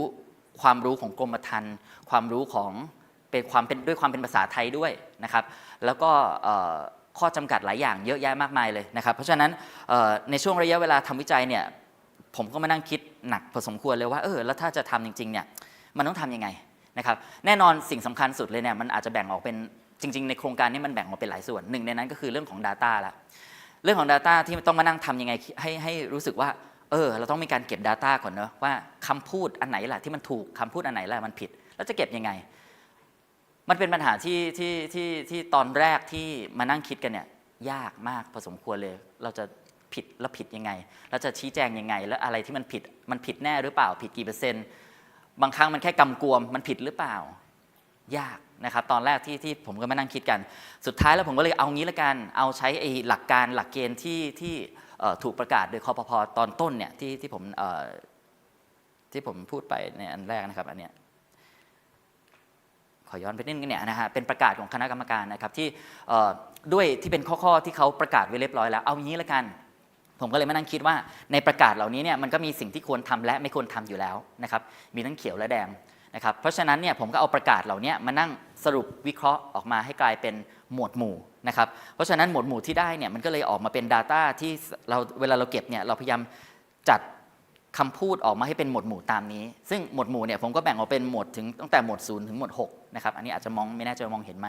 นะครับแต่ว่าในหมวดแต่ละหมวดเนี่ยก็มาจากหลักเกณฑ์หลักการเมื่อกี้นี่แหละนะครับซึ่งหมวด0จริงๆแล้วเนี่ยที่ผมใช้คำว่าหมวด0เพราะว่าหมวด0เป็นหมวดเดียวที่ผมรู้สึกว่าในการพูดของตัวแทนประกันเนี่ยมันจะต้องมีส่วนหนึ่งอยู่แล้วล่ะที่มันไม่เกี่ยวข้องอะไรเลยพูดนู่นพูดนี่พูดเล่นอย่างเงี้ยนะครับมันก็ต้องมีส่วนหนึ่งที่มันไม่ได้เกี่ยวกับหลักเกณฑ์หรือหลักการว่าผิดหรือถูกนะครับเพราะฉะนั้นหมวด0ก็จะเป็นหมวดทั่วไปนะครับแล้วก็ที่เหลือตั้งแต่หมวด1หมวด2หมวด3หมวด4หมวด5หมวด6เนี่ยผมก็พยายามแบ่งออกเป็นหมวดต่างๆนะครับอาจจะเป็นข้อควรปฏิบัติของผู้เสนอขายนะครับหรือข้อควรละเว้นนะครับของผู้เสนอขายอย่างนี้เป็นต้นนะครับรวมถึงอาจจะแบ่งเป็นส่วนของสุขภาพส่วนของประกันชีวิตอย่างนี้เป็นต้นนะครับซึ่งในสิ่งที่ผมทำขณะนี้เนี่ยอาจจะอยู่ในขั้นผมขอใช้คำว่าโปรโตไทป์แล้วกันเพราะว่ายิ่งเราแบ่งละเอียดเท่าไหร่ความยากยิ่งมากขึ้นเท่านั้นผมกับคณะกรรมการของคปภ.ตอนนั้นก็คุยกันว่าเพราะฉะนั้นสิ่งที่เราคิดสิ่งที่เรานำเสนอตรงนี้เนี่ยเรามานั่งคิดเฉพาะในส่วนที่มันเป็นส่วนใหญ่มากแล้วกันของการซื้อขายกรมธรรม์ณปัจจุบันนี้ไม่ว่าจะเป็นกรมธรรม์ที่เป็นรถยนต์กรมธรรม์ที่เป็นวินาศภัยที่ใช้เยอะๆหรือแม้กระทั่งกรมธรรม์ทางด้านประกันชีวิตนะครับซึ่งในส่วนนี้ก็ถือว่าเป็นส่วนใหญ่ละนะครับเพราะฉะนั้นในการแบ่งหมวดตรงนี้เนี่ยก็จะแบ่งหมวดตามที่ผมและทางคปภ.คิดว่าในสิ่งเหล่านี้เนี่ยมันสามารถครอบคลุมกรมธรรม์ได้เยอะมากละในสิ่งที่ซื้อขายกันในปัจจุบันนี้นะครับเพราะฉะนั้นในส่วนที่แบ่งเป็นหมวดเนี่ยจะเห็นได้ว่าหมวด0เนี่ยคือหมวดที่ไม่เกี่ยวข้องกับอะไรนะครับเพราะฉะนั้นแนวคิดของผมเนี่ยผมเลยมานั่งคิดว่ามันก็ควรที่จะแบ่งออกเป็นสีเขียวกับสีแดงนะครับสีเขียวก็คือสิ่งที่ควรปฏิบัติสีแดงคือคุณกำลังพูดอะไรบางอย่างที่มันไม่เหมาะสมเนาะนะครับยกตัวอย่างเช่นพูดทำให้เกิดการรำคาญหรือรบกวนอย่างนี้เป็นต้นนะครับสิ่งเหล่านี้อย่างที่ชี้แจงไปแล้วว่าพูดมันง่ายที่จะสามารถที่จะวิเคราะห์ได้แต่ลองคิดนึกถึงความเป็นจริงว่าแม้กระทั่งตัวเราเองที่เป็นมนุษย์ นะครับคือขณะนี้สิ่งที่ผมกำลังทำคือพยายามสร้างหัวสมอง AI ถูกไหมครับที่สามารถวิเคราะห์ออกมาได้ว่าคำพูดของตัวแทนประกันเนี่ยเขาถูกหรือผิดหรือมันดีหรือไม่ดีคือแม้กระทั่งคนเราเองเนี่ยคนเราสองคนมานั่งฟังตัวแทนคนเดียวกันคนนึงรำคาญคนนึงไม่รำคาญถูกไหมฮะเพราะฉะนั้นเนี่ยมันบางครั้งมันเลยมีความยากแน่ๆในการที่พิจารณาได้ว่าสิ่งที่เขาพูดออกมาที่เราเปลี่ยนจากคำพูดเสียงเนี่ยให้กลายเป็น text ออกมาเนี่ยแล้วมานั่งวิเคราะห์ได้ว่าไอสิ่งเนี้ยมันคือทำให้เกิดความรำคาญโอ้โหมันยากเลยนะครับคำเหล่านี้มันจะต้องมานั่งคิดว่าอันนี้คือรำคาญจริงหรือเปล่าหรือมันรำคาญระดับแค่ไหนนะครับหรือว่าคำพูดหรือความรู้ที่ถ่ายทอดให้กับลูกค้าเนี่ยถูกหรือผิดนะครับอะไรคือถูกอะไรคือผิดโอ้โหกว้างมากเลยนะครับเพราะฉะนั้นมันก็เลยกลายเป็นว่าสิ่งตอนช่วงระยะเวลาที่ทำวิจัยเนี่ยก็เราก็เลยมีการสอบถามผู้เชี่ยวชาญนะครับแม้กระทั่งไปคุยกับตัวแทนตรงๆเลยนะครับด้วยที่ผมก็อยู่ในวงการนี้เนาะนะครับก็ไปคุยกับตัวแทนบริษัทนู้นบริษัทนี้นะครับแล้วก็ลองให้เขาคุยดูซิว่าเฮ้ยในกรณีที่ถ้าพูดสิ่งที่ผิดหลักการมันพูดลักษณะยังไงหรือมีเคสตัวอย่างลองพิจารณาดูลองเล่าให้ฟังหน่อยว่ามันเป็นยังไงอย่างนี้เป็นต้นนะครับหรือแม้กระทั่งเราก็ไปคุยกับทางคปภ.ว่าที่ผ่านมาปีที่ผ่านมาเนี่ยเคสที่ร้องเรียนนะครับมีเคสลักษณะเป็นแบบไหนบ้างนะครับซึ่งคปภ.ก็มีการเก็บฐานข้อมูลตรงนั้นอยู่เราก็นำสิ่งนั้นเนี่ยออกมาคิดแล้วก็ใช้ดูว่าที่ผ่านมามันมีคดีความที่เป็นลักษณะนี้พูดเข้าใจผิดในลักษณะประเด็นไหนนะครับแล้วมันทำให้เกิดคดีความเกิดขึ้นซึ่งจากที่ศึกษามาเนี่ยมันก็มีหลายคดีเลยนะฮะที่แบบว่าจริงๆไม่ใช่เรื่องที่จะน่าจะเป็นเรื่องใหญ่เลยแต่กลายเป็นว่ามันเกิดจากการคุยที่เกิดให้ทำให้เกิดความเข้าใจผิดอะไรบางอย่างเกิดขึ้นนะครับเพราะฉะนั้นผมก็เลยคิดว่ามันมีความสำคัญมากเลยในการที่จะวิเคราะห์ภาษาเหล่านั้นแล้วก็แปลงออกมาให้ AI เขาวิเคราะห์ให้ได้ว่าสิ่งนี้คือสิ่งที่ถูกหรือผิดนะครับเพราะฉะนั้นอย่างที่บอกด้วยหลักการของผมก็คือหมวดต่างๆที่ผมพยายามนำเสนอออกมาเนี่ยก็แบ่งมาเป็นหมวด1แล้วก็ย่อยออกมาด้วยเป็น 1.1 1.2 1.3 นะครับยกตัวอย่างเช่นข้อควรปฏิบัติทางด้านไหนยกตัวอย่างเช่นมีการเปิดเผยข้อความจริงนะครับอยู่ในหมวด 1.1 นะครับมีการแจ้งชัดว่ากรมธรรม์ประกันภัยเหล่านั้นเนี่ยมาจากบริษัทอะไรก็เป็น 1.2 นะครับเพราะฉะนั้นจะเห็นได้ว่าในบางหมวดเนี่ยมันมีความชัดเจนเคลียร์ชัดเจนว่าส่วนมากเขาก็พูดอย่างนี้แหละผมตัวแทนชื่อนี้มาจากบริษัทนี้มาจากบริษัทนั้นซึ่งด้วยวิธีการพูดมันแปลงได้ไม่กี่รูปแบบในบางหมวดผมขอย้ำนะครับนี่คือแค่ในบางหมวดมันจะมีความเฉพาะทางค่อนข้างสูงมากนะครับเพราะฉะนั้นผมเลยคิดว่าในบางหมวดไม่น่ามีปัญหาแล้วก็เป็นตามนั้นจริงๆในช่วงที่ระยะเวลาวิจัยออกมาแต่ทีนี้ก่อนที่ไปถึงสิ่งที่เป็นผลลัพธ์ของงานวิจัยออกมาเนี่ยต้องเล่านิดนึงว่าในช่วงกระบวนการของการทำการเก็บข้อมูลเนี่ยมันเป็นกระบวนจริงๆผมตอนแรกผมคิดเพียงแค่ว่าแค่สักคุยกับผู้เชี่ยวชาญสักเพื่อให้ได้ข้อความมาสัก300ข้อความก็ถือว่าโอเคละแต่เอาเข้าจริงๆมันน้อยมาก300ข้อความมันน้อยมากยกตัวอย่างเช่นแม้กระทั่งข้อความภาษาไทยที่แปลงกันมาเป็นพูดออกมาแล้วก็กลายมันเป็นภาษาแบบดูค่อนข้างมีความตรงชัดเจนในปัจจุบันเนี่ยนะครับก็มีข้อความเก็บฐานข้อมูลเยอะมากๆนะครับเป็นใช้คำว่าเป็นหลักตันนะครับแล้วก็คิดง่ายๆ text ที่มีค่าความจุอยู่แค่ไม่กี่ K เนี่ยมันต้องมีการเก็บเป็นหลักกิกะไบต์นะครับเพราะฉะนั้นก็คือเยอะมหาศาลมากกว่าที่เขาจะมาประมวลกลายเป็นปัจจุบันให้เราใช้ได้ที่ให้เรารู้สึกว่าทุกอย่างมันสะดวกในภาษาไทยนะครับเพราะฉะนั้นสิ่งที่ผมทำก็คือถือว่าน้อยมากตอนแรกนะครับ300มันไม่เวิร์กนะครับแล้วมันก็เลยเพิ่มขึ้นไปเรื่อยๆเราก็ต้องไปนั่งหาผู้เชี่ยวชาญเพิ่มขึ้นหรือแม้กระทั่งมานั่งคุยกับผู้เชี่ยวชาญของคปภ.เองจากคนหนึ่งที่ให้ข้อมูลแค่น้อยนิดขอคุยแบบละเอียดเลยเอาทุกเคสมานั่งคุยกันจริงจังเก็บไปเรื่อยๆจาก300กลายเป็น1ตอนแรก300กลายเป็น 1,000 เสร็จปุ๊บกลายเป็น 2,000 3,000 4,000 ไปเรื่อยๆนะครับคำถามคือทำไมเก็บแล้วมันไม่พอเพราะว่าตอนท้ายๆในการทำวิจัยมันต้องมีการวิเคราะห์ว่าสิ่งที่เราคิดสิ่งที่เราทำเนี่ยหัวสมองที่เป็น AI เนี่ยมันแม่นยำหรือเปล่านะครับแน่นอนยิ่งเราเทรนเขายิ่งเราให้ข้อมูลเขาเยอะเขาก็จะฉลาดมากขึ้นนะครับเพราะฉะนั้นมันก็เลยล่าสุดมันก็ไปถึงหลักหมื่นนะครับก็ถือว่าเป็นงานที่ในส่วนของการเก็บข้อมูลเฉยๆก็ถือว่าเหนื่อยแล้วนะครับเพราะว่าจริงๆแล้วเนี่ยมันไม่ใช่ว่าคนหนึ่งจะคุยได้แค่เคส2เคสมัน มันต้องคุยหลายคนมากนะครับกว่าจะเก็บมาเป็นหมื่นได้นะครับก็อันนี้คือเรื่องของการเก็บข้อมูลซึ่งผมก็เก็บมาอยู่ในรูปแบบของ Excel นะครับว่าพูดแบบไหนอะไรยังไงหรือบางอย่างก็มีการวิเคราะห์ออกมาแล้วก็มานั่งคิดข้อความออกมาว่าคำพูดที่ออกมาควรจะเป็นลักษณะยังไงนะครับทีนี้การเก็บข้อมูลเนี่ยมันจะมีการใส่แท็กนะครับเพื่อความหลากหลายนะครับเพราะว่าโดยหลักความเป็นจริงเนี่ยยกตัวอย่างเช่นผมชื่อนี้มาจากบริษัทนี้นะครับซึ่งชื่อมันก็แต่ละคนมันก็เป็นได้หลากหลาย108,900ถูกไหมฮะบริษัทเช่นเดียวกันชื่อบริษัทก็มีในประเทศไทยหลายบริษัทเพราะฉะนั้นเนี่ยแทนที่เราจะใช้ชื่อของคนเข้าไปในการเก็บฐานข้อมูลเราใส่เป็นแท็กเข้าไปนะครับเพื่อให้ AI เขาเรียนรู้ว่ามันมีความหลากหลายเกิดขึ้นนะครับว่าชื่อมันเป็นอะไรก็ได้แล้วเราก็ใส่ข้อมูลชื่อมันเป็นหลากหลายได้เช่นเดียวกันแล้วก็ชื่อของบริษัทเราก็ใส่ชื่อของบริษัทจริงๆที่ตัวแทนประกันมักนิยมเรียกแทนตัวเองว่าบริษัทอะไรก็ใส่ลงไปในข้อมูลแยกต่างหากนะครับเพราะฉะนั้นมันเลยทำให้ข้อมูลที่เรามีแม้กระทั่งบรรทัดเดียวที่มีแท็กยกตัวอย่างเช่นแท็กคำว่า name เนี่ยมันสามารถที่จะแจงออกมาได้ออกมาเป็นหลักพันหลักหมื่นนะฮะเพราะว่ามันชื่อมันเปลี่ยนไปได้เรื่อยๆถูกไหมฮะเพราะฉะนั้นเนี่ยใน Dataset ที่เรามีเนี่ยประมาณ10,000ที่เรามีล่าสุดนะครับ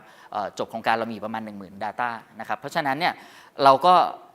มีสิ่งที่เรียกได้ว่าพร้อมแล้วในการที่จะทำยังไงถ้าเรามีข้อมูลตรงนี้พร้อมแล้วเราจะทำให้มันเป็นไปอย่างที่เราคิดเป็นไปอย่างที่สามารถที่จะมานั่งคิดได้ว่าแอปพลิเคชันเนี่ยมีความฉลาดมากพอที่จะตั้งหรือว่าเปิดเสร็จปุ๊บแล้ววิเคราะห์ได้ว่าตัวแทนเขาพูดออกมาในสิ่งที่เหมาะสมนะหรือไม่เหมาะสมนะครับแน่นอนมันมีกระบวนการของ Machine Learning มาเกี่ยวข้องนะครับ AI ก็จบไปแล้วมันมีการ Machine Learning แล้วว่าแล้วการเรียนรู้ล่ะทำยังไงถึงจะแสดงผลออกมาได้ดีขึ้นไปเรื่อยๆนะครับซึ่งโดยหลักการผมขอพูดแบบคร่าวๆแล้วกันนะครับซึ่งในงานวิจัยตรงนี้เนี่ยก็คือด้วยภาษาที่เป็นเสียงนะครับการเปลี่ยนเสียงเป็นตัว text เนี่ยเราใช้สำเร็จรูปของ Google เพราะเราคงไม่สามารถที่จะพัฒนาเสียงให้กลายเป็น text ได้ภายในระยะเวลา1 ปีแค่เสียงเป็น text เนี่ยถ้าเป็นงานวิจัยก็ใช้เวลาหลายปีแล้วนะครับแต่เราเลือกที่จะใช้สิ่งที่เขาวิจัยมาตลอดแล้วเขาก็อยู่ในระดับที่ accuracy สูงมากนะครับซึ่งเราเลือกที่จะใช้ Google นะครับspeed recognition ของ Google ปัจจุบันเนี่ยก็ถือว่ามีความแม่นยำระดับสูงนะครับเพราะฉะนั้นเนี่ยก็เลือกใช้ตรงนั้นเพื่อให้ย่นระยะเวลางานวิจัยสามารถที่จะทันเวลาได้นะครับเราก็ใช้สิ่งที่เขามีอยู่เนี่ยเปลี่ยนเสียงให้กลายเป็น textพอเปลี่ยนเป็น text เสร็จปุ๊บมันเป็น text input เข้ามาในระบบถูกไหมฮะแล้วใน text เหล่านั้นเนี่ยก็ใช้machine learning ที่เราต้องมานั่งคิดว่าเทคนิคไหนที่มันเหมาะสมเปลี่ยนจาก text เนี่ยที่เป็นเหมือนพิมพ์ลงใน Word ธรรมดาเนี่ยแหละนะฮะแต่ว่า text เหล่านั้นเนี่ยสามารถที่จะถูกเปลี่ยนให้เป็นระบบอะไรบางอย่างที่ไปวิเคราะห์ต่อได้ว่ามันอยู่ในใช้คำว่าอยู่ในหมวดไหนแล้วกันนะครับซึ่งด้วยหลักการแล้วเนี่ยเราก็ใช้เทคนิคที่เรียกว่าวันจันเบอร์ตานะครับซึ่งตัวเบิร์ดหรือว่าเบอร์ตาตรงนี้เนี่ยมันเป็นเทคนิคที่จริงๆมีมานานแล้วนะครับในระบบของ Machine Learning ที่เขาสามารถที่เปลี่ยนไอ้เจ้าภาษาเหล่านี้เนี่ยให้กลายเป็นผมก็ใช้แค่เป็นเวกเตอร์แล้วกันเวกเตอร์เป็นภาษาทางคณิตศาสตร์อย่างหนึ่งนะครับซึ่ง vectorization เนี่ยเราสามารถเอาง่ายๆเลยคิดง่ายๆก็คือเปลี่ยนไอ้เจ้าตัวอักษรทั้งหลายเนี่ยให้กลายเป็นตัวเลขนะครับซึ่งตัวเลขเหล่านี้ก็เป็นลักษณะเหมือนตัวเป็นคอลัมน์นะอันหนึ่งขึ้นมาซึ่งในเวกเตอร์อันนั้นเนี่ยก็เป็นเหมือนเส้นหนึ่งซึ่งประกอบด้วยตัวเลขนะครับเพราะฉะนั้นมันก็จะมีความง่ายเกิดขึ้นตรงที่ว่าจากภาษาที่ซับซ้อนเนี่ยมันก็ถูกเปลี่ยนให้กลายเป็นตัวเลขนะครับเพราะฉะนั้นหลังจากที่มีตัวเลขแล้วเนี่ยด้วยเทคนิคอันที่1เนาะที่เราสามารถนำภาษาธรรมดาให้กลายเป็นตัวเลข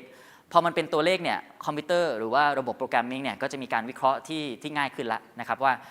พอมันเป็นตัวเลขเหล่านี้จะทำยังไงกับมันต่อดีนะครับเพราะฉะนั้นหลักการต่อไปก็คือเราต้องมานั่งคิดแล้วว่าเทคนิคอะไรที่เรานำมาใช้ต่อเพื่อที่จะเปลี่ยนหรือว่าเปรียบเทียบไอ้เจ้าเลขเหล่านี้เนี่ยในเวกเตอร์เหล่านั้นเนี่ยให้มานั่งรู้ได้ว่าตัวเลขโซนนี้นะหรือแท็บนี้นะอยู่ในหมวด 1.1 นะตรงนี้อยู่ในหมวด 2.9 นะอย่างนี้เป็นต้นนะครับเพราะฉะนั้นเนี่ยด้วยหลักการตรงนี้เนี่ยก็มีเทคนิคที่เรามานั่งคิดหลายอย่างนะครับหนึ่งในนั้นที่เราใช้คือ logistic regression นะครับที่เรามานั่งคิดว่า probability ที่ว่าหรือความน่าจะเป็นที่พอหลังจากมีตัวเลขเป็นเซตหนึ่งแล้วเนี่ยไอ้ตัวเลขที่เป็นเซตเหล่านี้เนี่ยถ้าพอมีเสร็จปุ๊บมันควรที่จะตกอยู่ในหมวด 1.1 นะควรจะตกอยู่ในหมวด 2.2 นะอย่างนี้เป็นต้นนะครับอันนี้คือหลักการที่เรามานั่งคิดและใช้นะครับซึ่งแน่นอนนะว่า การที่จะประเมินออกมาได้นะครับมันเกิดจากการเทรนโมเดลนะครับเทรนมีภาษาออกมามี Data ออกมาแล้วก็สามารถนำ Data เหล่านั้นให้เขาเรียนรู้นะครับที่เราทำโปรแกรมมิ่งลงไปให้เขาเรียนรู้ได้ว่าภาษาคำพูดลักษณะโทนนี้ลักษณะนี้อยู่ในหมวด 1.1 นะถ้าเป็นลักษณะนี้อยู่หมวด 1.2 นะครับคือลองคิดง่ายๆถ้าเรามีแค่ Data แค่เซตเดียวเขาตอบไม่ได้หรอกว่าอันนี้มันคือ 1.1 แน่หรอนะครับถ้าพูดอีกแบบนึงมันใช่ 1.1 หรือเปล่าเพราะว่าในลักษณะในความเป็นจริงแล้วเนี่ยมันมีการพูดได้หลากหลายแนวมากเลยนะครับตัวแทนแต่ละคนเพราะฉะนั้นในงานเนี่ยที่เราจำเป็นต้องเก็บไปถึง 10,000 เนี่ยเพราะเราอยากที่จะเก็บจากหลากหลายคนหลากหลายรูปแบบเพราะตัวแทนก็มีหลากหลายรูปแบบถูกไหมฮะเพราะฉะนั้นเราก็ไปนั่งคุยทีละคนนะครับก็แยกทีมกันไปกระจายไปนั่งดูกันว่าทีมบริษัทนี้เขาพูดลักษณะแนวทางไหนเพราะโดยบางบริษัทเนี่ยเขาจะมีการเทรนนะครับที่จะมีการคุยกับลูกค้าที่เป็นแพทเทิร์นนะครับแต่บางคนที่มีความเก๋าประสบการณ์เขาก็จะมีแนวทางของเขาเองที่จะมีความสไตล์ที่อาจจะเป็นฟรีสไตล์อย่างนี้เป็นต้นเพราะฉะนั้นเราก็มานั่งเก็บข้อมูลในหลากหลายรูปแบบนะครับก็ออกมาเป็นลักษณะนี้เราก็จะแบ่งข้อมูลออกมาเป็น3เซตนะครับก็เป็น training set validation set และก็ test set นะครับเพื่อที่ว่ามีการเทรนเสร็จปุ๊บเราสามารถเช็คได้ว่าโมเดลไหนพอเราเอาโมเดล1 2 3มาเปรียบเทียบกันเสร็จปุ๊บโมเดลไหนที่ให้ผลลัพธ์ที่ดีที่สุดพอได้เสร็จปุ๊บเราก็มานั่งเทสดูซิว่า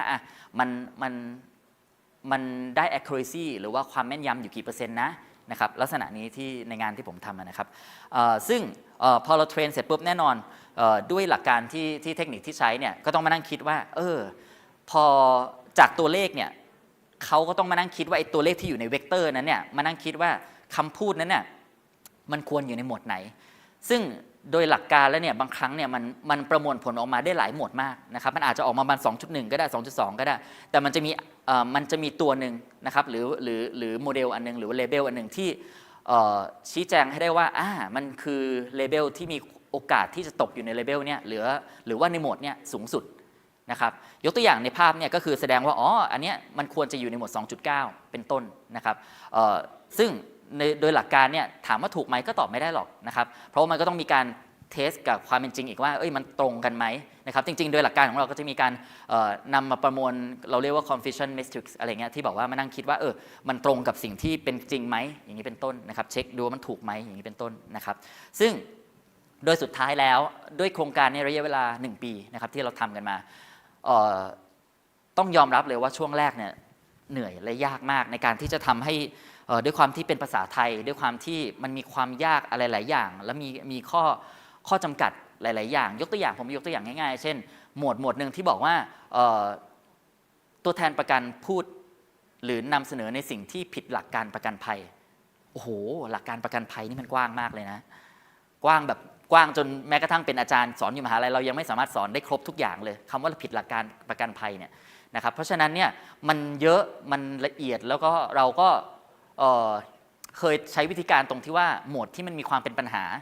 ลักษณะหมวดที่บอกว่าผิดหลักการประกันภัยตัดไปก่อนอย่าไม่ต้องไปพูดถึงนะครับตัดเอาไปก่อนดูซิว่า accuracy จะเป็นยังไงนะครับช่วงแรกก็ accuracy ก็จะเป็นอะไรที่ช่วงแรกอยู่ที่ประมาณ40%อันนี้คือ overall average ออกมานะฮะว่า40% 50% อย่างเงี้ยออกมาสุดท้ายแล้วปรากฏว่าพอเราเพิ่มถึงจุดหนึ่งแล้วเราก็เปลี่ยนปรับพัฒนาโมเดลแล้วกันขอใช้คำนี้นะครับพัฒนาโมเดลจนกระทั่งถึงรูปแบบที่เรียกว่าพอพูดไปเสร็จแล้วสามารถที่ชี้แจงได้ว่ามันอยู่หมวดไหนมีความแม่นยำอยู่ที่ 70% โดยประมาณนะครับซึ่งอยู่ในเรทที่ค่อนข้างพอใจมากเพราะว่าที่บอกว่าพอใจเพราะว่าจริงๆแล้วเนี่ยโดยหลักการของ machine learning เนี่ยหลักการที่เรียกว่า classification เนี่ยที่ถ้ามีคำพูดออกมาเสร็จปุ๊บจะมีการแบ่งว่าอันนี้ถูกหรือผิดอันนี้คือยกตัวอย่างเช่นคล้ายๆกับจังเมลอย่างเงี้ยฮะจังเมลก็เป็นระบบอย่างหนึ่งที่ในหลายๆอีเมลที่เขาใช้ระบบ AI เข้ามาช่วยที่บอกว่าสมมติถ้ามีเมลเข้ามาถูกไหมฮะบางครั้งในอีเมลบางฉบับเนี่ยถูกจับอยู่ในจังเมลทันทีเลยเพราะฉะนั้นในระบบนี้ตรงนี้เนี่ยมันเป็นระบบที่ทาง AI ก็ต้องเรียนรู้แล้วว่าคำพูดลักษณะนี้คือจังนะหรือว่าคำพูดแบบนี้คือไม่ได้จังนะครับเพราะฉะนั้นเนี่ยอันนี้คือมันง่ายเพราะมันแค่ yes หรือ no ถูกไหมฮะแค่2หมวดแค่นั้นเองแต่สิ่งที่เราทำเนี่ยมันตั้ง17หมวดนี่ยากมากถึงมากที่สุดเลยในแม้กระทั่งคนที่ทำ machine learning อะไรกันมาก็จะเป็นที่รู้กันว่าการที่ classify ออกมาให้ได้17หมวดให้มันถูกต้องเนี่ยมีความงานหนักพอสมควรนะครับเพราะฉะนั้นช่วงกลางแล้วกันของงานวิจัยเนี่ยเราก็ตัดบางหมวดออกไปที่มันมีความยาก นะครับแต่สุดท้ายเราก็พอมาถึงจุดหนึ่งเราก็มองว่าเอามาละกันไหนๆก็ไหนๆละให้มันครบทุกอย่างนะครับเราก็เลยได้17 โหมดเหมือนเดิมโดยที่มี accuracy อยู่ที่ 70% แต่ถ้าเราทำเป็นลักษณะแบบง่ายๆเลยยกตัวอย่างเช่นแบ่งโหมดสีเขียวสีแดงสีขาวเหมือนที่ผมแสดงให้เห็นในสไลด์ก่อนหน้านี้นะฮะว่าคำพูดแบบนี้ควรหรือไม่ควรหรือเป็นคำพูดที่ไม่เกี่ยวอะไรไม่มีผลอะไรถ้าเป็นสีขาวคือไม่มีอะไรถูกไหมฮะสบายดีไหมอย่างนี้เป็นต้นก็ออกมาเป็นสีขาวนะครับถ้าเป็นสีเขียวก็คือแสดงว่าอันนี้คือพูดตามหลักการที่ควรกระทำที่ประกาศในหลักเกณฑ์นะครับมีการบอกว่ามาจากบริษัทอะไรเป็นสีเขียวเกิดขึ้นนะครับซึ่งถ้าพูดอะไรบางอย่างที่มันไม่ถูกต้องยกตัวอย่างเช่นพูดบอกว่าคุณพี่ซื้อกรมธรรม์อันนี้เดี๋ยวผมจะแถมอะไรบางอย่างมีการให้ของสมนาคุณอะไรเงี้ยหรือว่าคุณพี่ฝากประกันเนี่ยเปรียบเสมือนฝากธนาคารเลยนะซึ่งมันก็ผิดถูกไหมฮะเพราะฉะนั้นเนี่ยคำพูดลักษณะนี้พอมันผิดก็จะเป็นสีแดงซึ่งถ้าแบ่งออกเป็นโหมดแค่ขาวเขียวหรือแดงเนี่ย accuracy เราขึ้นไปสูงมากถึง90%กว่านะครับเพราะฉะนั้นเราก็เลยมั่นใจว่าสิ่งที่เราทำเนี่ยมาในแนวทางที่ถูกแล้วเราก็มองว่าไปได้แล้วก็ไหวนะครับด้วย accuracy ตรงนี้เนี่ยพอออกมาตรงนี้เสร็จปุ๊บแน่นอนมันก็ต้องมีหน้ากากมารองรับใช่ไหมฮะว่า AI หัวสมองที่เราคิดเนี่ยเรามาได้มาละเราก็ทำหน้ากากออกมานะครับหน้ากากในที่นี้คือแอปพลิเคชันนั่นแหละนะครับอินเทอร์เฟซที่บอกว่ามานั่งใช้สามารถใช้ได้ง่ายแล้วก็สามารถที่จะตอบสนองอะไรบางอย่างที่ประชาชนหรือว่าลูกค้าต้องการนะครับหนึ่งในนั้นที่สำคัญอย่างหนึ่งก็คือจะเห็นได้ว่าตัวอย่างที่ผมยกตอนแรกที่เป็นปัญหานะฮะหนึ่งในปัญหานั้นก็คือตัวแทนที่ไม่ใช่ตัวแทนจริงมาหลอกคำถามคือสามารถที่จะเช็คได้ไหมว่าคนที่มาคุยด้วยเนี่ยเขาเป็นตัวแทนจริงเราก็เลยตั้งระบบอันนึงซึ่งอยู่ในหน้ากากที่ผมทำลักษณะนี้นะครับว่าสามารถเช็คได้ว่าคนคนนั้นเป็นตัวแทนจริงหรือเปล่านะครับอันนี้เป็นแอปพลิเคชันที่ทำออกมาผมขอใช้เป็นโปรโตไทป์หนึ่งแล้วกันที่เราตั้งชื่อเบื้องต้นว่าคปภ.เคียงข้างเพราะเรารู้สึกว่าเนาะถ้าเปิดสมมติมีตัวแทนมาอยากคุยกับเราขออนุญาตตัวแทนนะครับบอกว่าจะเปิดสิ่งนี้นะครับแล้วก็เปิดแล้วก็อัดทุกอย่างไปแล้วก็ทุกอย่างมันก็จะอัดเสียงเราแล้วก็เหมือนเปรียบเสมือนว่ามีคปภ.เขาไปยืนอยู่ข้างๆเราเนาะนะครับแล้วก็ชี้แจงเลยว่าไอ้สิ่งที่ตัวแทนคนนี้พูดเนี่ยมันถูกหรือผิดเขียวหรือแดงนะครับเขียวแบบไหนเขียวเยอะหรือเปล่าจริงๆในโปรแกรมของผมเนี่ยมันจะมีการระบุด้วยว่าในสิ่งที่พูดเนี่ยมันถูกแค่ไหนหรือผิดแค่ไหนยกตัวอย่างที่มันแดงเนี่ยมันอาจจะแดงอยู่แค่20%นะครับหรือแดงแบบโอ้ยชัวร์แน่ๆเลย90%เนี่ยคนนี้พูดมีความผิดอะไรบางอย่างแน่ๆเลยนะครับเพราะฉะนั้นเนี่ยถ้าเราคลิกเข้าไปนิดนึงก็สามารถรู้ได้แล้วว่าจะมีการชี้แจงรายละเอียดเช่นเดียวกันว่าสิ่งที่พูดถูกหรือผิดยังไงผิดหมดไหนหรือว่ามีโอกาสในการผิดมากน้อยแค่ไหนนะครับอันนี้ด้วยระยะเวลาเราจะไม่ค่อยเหลือละนะครับก็คือแอปพลิเคชันที่ผมทำออกมาเป็นเวอร์ชันจริงๆมัน1กว่า1มาเยอะมากเลยนะครับก็เอาเป็นว่าล่าสุดแล้วกันที่ทำออกมาก็เป็นระบบที่พยายามทำให้มันง่ายนะครับสามารถที่จะ register ออกมาได้โดยการผ่านระบบมือถือนะครับแล้วมีการระบบยืนยันตัวตน OTP ก็เป็นเบื้องต้นทั่วไปที่ทุกท่านคุ้นเคยนะครับแล้วก็มีการคลิกยอมรับในเงื่อนไขในการใช้งานนะครับซึ่งแน่นอนนะครับมันก็จะมีเรื่องของ PDPA อะไรมาเกี่ยวข้องด้วยนะครับแล้วก็โดยหลักการแล้วเนี่ยหน้าตาเนี่ยก็สามารถที่จะมันมีปัญหานิดหนึ่งปัญหาที่ระหว่างทำเนี่ยเกิดจากตรงที่ว่าลองคิดตามนะครับว่าเวลาเราพูดเสียงออกมาเนี่ยพอออกเป็น text เนี่ยแน่นอนพอเป็น text มันมี error เกิดขึ้นระดับหนึ่งแล้วถูกไหมฮะบางครั้งเนี่ยมันออกไปเป็น text มันไม่ใช่ว่าจะออกมาถูกเป๊ะ 100% เลยไม่ใช่ถูกไหมฮะเพราะฉะนั้นเนี่ยถ้าเราเอา text ตรงนั้นที่มันมีความเป็น error แล้วไปเช็คมันก็อาจจะมีผลทำให้ error เพิ่มขึ้นอีกนะครับเพราะฉะนั้นเนี่ยในระบบของแอปพลิเคชันของเราเนี่ยเราก็เลยมี2 option นะครับในการที่ตรวจสอบเราสามารถที่จะพิมพ์ตรวจสอบลงไปเลยก็ได้หรือ copy paste ลงมาเลยก็ได้หรือว่าหมายถึง copy แล้วก็วางลงมาเลยก็ได้จะเป็นอยู่ด้านล่างเห็นไหมฮะจะสามารถตรวจสอบข้อความเกิดจากการพิมพ์หรือว่า copy ข้อความมาเอาเป็น text มาคือเช็คจาก text เลยโดยตรงก็ได้นะครับหรือว่าสามารถที่จะกดเริ่มบันทึกด้านล่างจะเป็นด้านขวามือก็จะเป็นกดเริ่มบันทึกนะครับพอเริ่มบันทึกเสร็จปุ๊บนะครับก็จะมีการบันทึกเกิดขึ้นได้นะครับทีนี้นิดนึงก็คือเรื่องของ PDPA จริงๆเราก็เลยสร้างฟังก์ชันอันนึงอันนี้เป็นคอมเมนต์จากทางคปภ.ที่มองเห็นว่าสิ่งนี้สำคัญเพราะบางครั้งเนี่ย PDPA บางครั้งเนี่ยยอมรับตอนแรกมันควรที่สามารถที่จะยกเลิกได้นะครับเพราะฉะนั้นเราก็มีฟังก์ชันในการที่จะยกเลิกได้นะครับทีนี้สมมติถ้าลูกค้าหรือว่าประชาชนทั่วไปรู้สึกว่านะอยากที่จะกด นะครับเพื่อที่จะอุ่นใจระหว่างที่จะคุยกับตัวแทนเรากล้าละที่จะคุยเรากล้าที่จะคุยกับตัวแทนละนะครับเดินเข้าไปอยากได้เขาไม่น่าจะหลอกเราหรอกลองกดดูนะครับเพราะฉะนั้นเนี่ยพอกดเสร็จปุ๊บก็เป็นแบบเหมือน record ทั่วไปเลยครับเป็นปุ่มง่ายๆกด record เสร็จปุ๊บก็จะมีสามารถ record เกิดขึ้นมาได้เสียงของเราจะกลายเป็น text นะครับใน cloud นะครับที่เราสร้างเอาไว้แล้วก็ที่เรามีไม่ได้สร้างที่เรามีเอาไว้แล้วก็พอ text เสร็จปุ๊บเนี่ยสามารถที่วิเคราะห์หน้าตรงนั้นได้นะครับด้วยกระบวนการของ machine learning AI ทั้งหลายเปลี่ยนกลายเป็น text เปลี่ยนกลายเป็นเวกเตอร์แล้วก็มีการประมวลผลออกมาว่า text เหล่านั้นเนี่ยคำพูดเหล่านั้นเนี่ยก็จะแปลงออกมากลายเป็นส่งกลับออกมาแล้วกันนะครับส่งกลับมาที่มือถือของเรานะครับซึ่งกระบวนการระยะเวลาก็ใช้ได้นะครับไม่รู้สึกว่าติดขัดอะไรก็มีความสมูทนะครับแม้กระทั่งเพราะมันมีการประมวลผลระหว่างทางถูกไหมแล้วก็ย้อนกลับมาที่มือถือนะครับแล้วสิ่งเหล่านั้นเนี่ยมันก็จะสามารถที่จะบอกเราได้ว่าคำพูดเหล่านั้นเนี่ยเป็นสีขาวนะไม่มีอะไรสีเขียวนะมีการพูดตามหลักการของการเสนอขายกรมธรรม์นะครับหมวดไหนก็สามารถคลิกเข้าไปได้ตรงตัว I ที่อยู่ด้านบนนะครับจะเห็นได้ว่ามีสีเขียวถูกไหมฮะแล้วก็ในสีเขียวนั้นเนี่ยจะมีตัว I เล็กๆสามารถคลิกเข้าไปได้ว่าinformation ว่าสีเขียวคือถูกหลักการหมวดไหนนะครับซึ่งนอกจากนั้นก็มีสีแดงนะครับสีแดงก็จะบอกระบุได้ว่ามีการผิดอาจจะมีการผิดหลักการนะครับผมขอใช้ว่าอาจจะแล้วกันเพราะว่าโดยสุดท้ายแล้วเนี่ยด้วยความเป็น AI เนี่ยมันไม่มีอะไร 100% นะครับเพราะฉะนั้นหน้าที่ของลูกค้าหรือประชาชนที่ใช้แอปพลิเคชันเนี่ยต้องเข้าใจอย่างหนึ่งว่าอันนี้เป็นเพียงแค่คำแนะนำไม่ได้แปลว่าถูกหรือผิด 100% แต่เราสามารถที่จะส่งผลกระทบหลายๆอย่างได้ยกตัวอย่างเช่นตัวแทนก็จะมีการพูดที่ระวังตัวมากขึ้นถูกไหมฮะแล้วก็ทุกอย่างมันจะเป็นไปที่ทำให้เกิดแนวทางที่อาจจะเกิดความผิดพลาดได้น้อยลงเยอะเลยนะครับถ้าเขามีความระมัดระวังมากขึ้นนะครับทีนี้แน่นอนมีสีเขียวขาวแดงอะไรทั้งหลายตรงนี้นะครับโดยหลักการตรงนี้แล้วระหว่างพูดเราก็มีฟังก์ชันที่สามารถคลิกได้ว่าเฮ้ย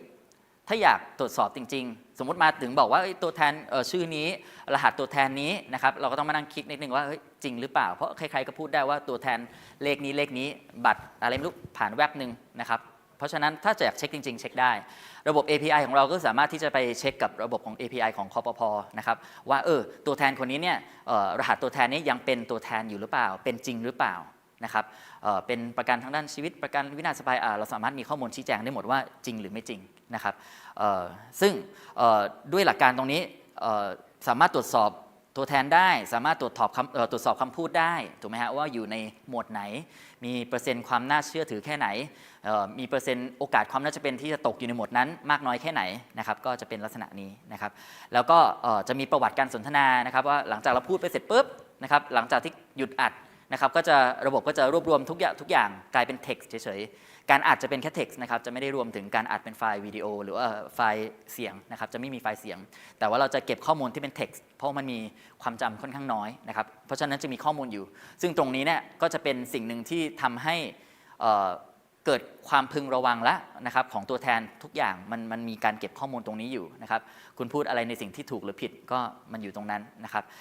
ซึ่งในตรงนี้นะครับก็คนผู้ใช้หรือประชาชนเนี่ยสามารถคลิกเข้าไปดูประวัติสนทนาได้นะครับพูดครั้งที่1มันก็เกิดช่องหนึ่งขึ้นมาพูดอีกครั้งหนึ่งก็มีการอัดเพิ่มขึ้นไปเรื่อยๆนะครับในอีกฟังก์ชันหนึ่งก็คือสามารถที่จะ copy แล้วก็พิมพ์แล้วก็สามารถเช็คได้ระบบเหมือนกันนะครับในคำพูดออกไปเช่นผมพิมพ์เข้าไปบอกว่าซื้อกรมธรรม์ตอนนี้ผมจะแถมทองคำมูลค่า1 บาทอะไรเงี้ยซึ่งอันนี้ก็จะกลายเป็นสีแดงทันทีนะครับเพราะฉะนั้นเนี่ยนี่คือแอปพลิเคชันหรือแนวคิดที่ผมทำซึ่งโดยส่วนตัวที่ผมมองเนี่ยแน่นอนว่าตอนที่ทำหรือนำเสนอโครงการนี้เนี่ยมันมีความเซนซิทีฟหลายอย่างหลายประเด็นนะครับคำถามคือตัวแทนเขาจะชอบหรือเปล่าแต่ว่าถ้าพูดในมุมมองภาพรวมจริงๆแล้วเนี่ยผมมองว่ามันเป็นประโยชน์กับทุกมุมมองนะครับแน่นอนมุมมองที่สำคัญสุดก็คือทางด้านกำกับดูแลคปภ.เนี่ยเขาก็จะมีงานที่น้อยลงเยอะมากเลยยกตัวอย่างเช่นที่ผ่านมาเนี่ยมีเคสเข้ามาร้องเรียนที่เกิดจากตัวแทนประกันเนี่ยเยอะมากๆในแต่ละวันที่ทาง call center เนี่ยรับเรื่องเอาไว้นะครับถ้ามันมีแอปพลิเคชันอันนี้เนี่ยแน่นอนความระมัดระวังของตัวแทนเกิดขึ้นเยอะขึ้นมากๆนะครับแล้วทุกอย่างมันจะเป็นไปในแนวทางที่ถูกต้องหรือแม้กระทั่งมิจฉาชีพที่เขานึกว่าอยากจะหลอกอะไรขึ้นมาก็กลายเป็นว่าเขารู้แล้วว่ามันมีสิ่งนี้เกิดขึ้นเขาก็รู้สึกเปลี่ยนแนวทางอื่นดีกว่าอะไรของเขานะครับก็มันก็จะทำให้แน่นอน เคสที่มันไม่ดีเนี่ยมันลดน้อยลงเห็นได้ชัดแน่ๆอันนี้ประเด็นที่1นะครับประเด็นของประชาชนแน่นอนประชาชนก็เป็นผู้ได้รับผลประโยชน์เต็มๆอยู่แล้วนะครับสามารถเปรียบเสมือนว่าระหว่างอยากจะซื้อกรมธรรม์สักฉบับหนึ่งเดินเข้าไปหาตัวแทนเดิมทีที่เรากลัวว่าตัวแทนคนนั้นเขาจะหลอกเราหรือเปล่าหรือว่าเขาจะพูดอะไรที่แบบโหในสิ่งที่ทำให้เราทริกกี้เราแล้วทำให้เราแบบหลงเชื่ออะไรบางอย่างมันถูกหรือเปล่าเรามีสิ่งนี้ก็สามารถทำให้เขาเชื่อมั่นละทำให้ยอดจำนวนในการที่อยากที่จะซื้อประกันก็มากขึ้นคนเชื่อมั่นที่อยากจะซื้อก็มากขึ้นนะครับแน่นอนก็ผลกระทบโดมิโนไปเรื่อยๆจนกระทั่งถึงบริษัทในมุมมองของบริษัทก็สามารถที่ทำให้มีตัวแทนประกันที่มีคุณภาพมากขึ้นเวลาเขาพูดอะไรเขาระวังตัวแทนเขารู้สึกว่าเขาจะต้องทำอะไรบางอย่างที่เขาเหมือนกับมีคปภ.มาอยู่ข้างๆเขาก็ต้องพูดอะไรในสิ่งที่มันเหมาะสมที่มันมีความระมัดระวังนะครับเพราะฉะนั้นด้วยความที่ตัวแทนก็เป็นด่านหน้าสุดถูกไหมฮะเป็นหน้าเป็นตาของบริษัทถ้ามีสิ่งนี้บริษัทก็ได้รับประโยชน์เต็มๆเลยนะครับเพราะฉะนั้นด้วยหลักการแล้วเนี่ยผมมองว่ามันคือสิ่งที่ได้รับผลประโยชน์ในทุกๆมุมมองนะครับแล้วผมก็มั่นใจว่าโครงการอันนี้อาจจะเป็นเฟสแรกที่ผมรู้สึกว่าพัฒนาขึ้นมาเพื่อให้ได้ประโยชน์ในทุกๆฝ่ายนะครับแล้วก็หวังว่าในอนาคตก็อาจจะมีสิ่งนี้ได้ใช้กับประชาชนชาวไทยและทำให้วงการประกันเนี่ยสามารถที่จะพัฒนาขึ้นได้เรื่อยๆและผมมั่นใจว่าทุกๆบริษัททุกๆฝ่ายเนี่ยถ้านำ AI มาใช้ในมุมมองต่างๆการพัฒนาในวงการอุตสาหกรรมประกันของเราเนี่ยก็จะมากขึ้นในอนาคตขอบคุณมากครับขอบคุณค่ะและช่วงนี้ก็เป็น Q&A นะคะสำหรับท่านใดที่มีคำถามในห้องนี้นะคะสามารถยกมือขึ้นถามคำถามได้เลยแล้วก็เดี๋ยวไมโครโฟนก็จะตามไปที่ท่านมีคำถามทางด้านนี้แล้วนะคะค่ะก็ขออนุญาตนะคะอาจารย์ขอบคุณมากค่ะมีสักประมาณ3คำถามนะคะก็คือเหมือน research อันนี้ของอาจารย์เป็น mix method ถูกไหมอาจารย์คือตอนที่ interview อาจารย์ก็ qualitative แล้วอาจารย์ก็เอา information มา categorize แล้วทำเป็น quantitativeถูกป่ะคะครับโอเคอาจารย์คะแล้วอันนี้มี benchmark ของต่างประเทศที่เคยทำวิจัยแนวนี้มาก่อนไหมคะจริงๆเนี่ยงานวิจัยลักษณะนี้ในรูปแบบลักษณะที่แบ่ง categorize ลักษณะนี้ไม่มีแต่ว่าจะมีในลักษณะที่ว่าเขาจะเน้นไปที่รูปแบบอัตโนมัติยกตัวอย่างเช่นมี call center ซึ่งในต่างประเทศเขาจะเป็นระบบการซื้อขายที่ผ่าน call center ค่อนข้างเยอะถูกไหมฮะที่ว่าพอคุยเสร็จปุ๊บเขารู้สึกว่าจะต้องมีการเช็คระบบซึ่งในต่างประเทศจะเน้นย้ำไปที่ความช่อฉนบางอย่างนะครับเพราะฉะนั้นเขาก็เลยในต่างประเทศมีสิ่งนี้เกิดขึ้นนะครับแต่ว่าจะเป็นระบุไปที่โทรศัพท์แล้วก็ระบุว่าช่อฉนหรือไม่ช่อฉนจบแค่นั้นนะครับแต่ในสิ่งที่ผมทำก็จะเป็นแบ่ง category ออกไปเยอะนะครับค่ะคำถามสุดท้ายแล้วค่ะก็อย่างนี้ถ้าสมมติเป็นอย่างนี้ตอนนี้เป็น good start เพราะฉะนั้นอาจารย์มองว่า future study แล้วก็ application มันจะเป็นประมาณไหนที่แชร์ให้ฟังนิดนึงหมายถึงในอนาคตใช่ไหมหมายถึงว่า future study ถ้าเราจะ pursue continue this study ต่อไปแล้วก็ application กับ insurance business ในประเทศไทยจะเป็นยังไงโอ้ได้เยอะเลยฮะคือขั้นแรกคือพอมันเป็นเกี่ยวกับเรื่องทางด้านภาษาเนี่ยสิ่งที่ใช้ได้อันดับแรกเลยก็คือทางด้านในส่วนของตัวแทนถูกไหมฮะแล้วยิ่งไปกว่านั้นเนี่ยมันจะมีระบบของ underwriter อะไรทั้งหลายซึ่งสามารถ apply ได้เยอะเลยนะครับแล้วถ้าด้วยความใช้คำเลยด้วยความที่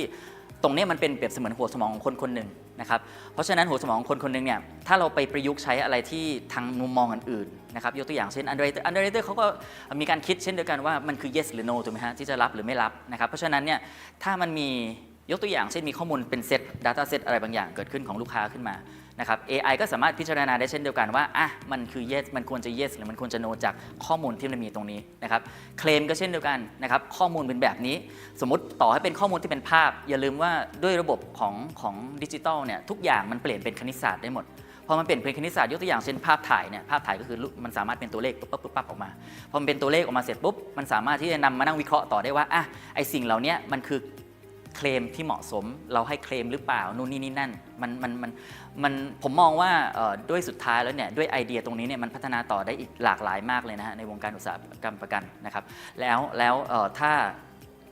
ฝากแล้วกันนะครับฝากหน่วยงานไหนหรือว่านักวิจัยคนไหนนะครับจริงๆแล้วเนี่ยผมมองว่าเรายังอยู่ในระดับที่เบื้องต้นมากเลยนะครับคำว่าเบื้องต้นในที่นี้หมายถึงว่า AI มันเพิ่งเข้ามานะครับหลายบริษัทยังนำมาใช้บางอย่างที่เบื้องต้นนะครับdocumentation อะไรทั้งหลายซึ่งเป็นระบบ AI ที่ง่ายๆแต่ถ้าเรานำ AI อะไรบางอย่างที่มาใช้ที่สามารถเป็นหัวสมองอะไรที่มีประโยชน์นะครับมันก็จะสามารถทำให้ได้รับผลประโยชน์ของบริษัทได้เยอะมากๆเลยนะครับในทุกๆฝ่ายนะครับยังไงฝากด้วยแล้วกันครับผมขอบคุณค่ะขอบคุณสำหรับผู้ที่ถามคำถามด้วยนะคะ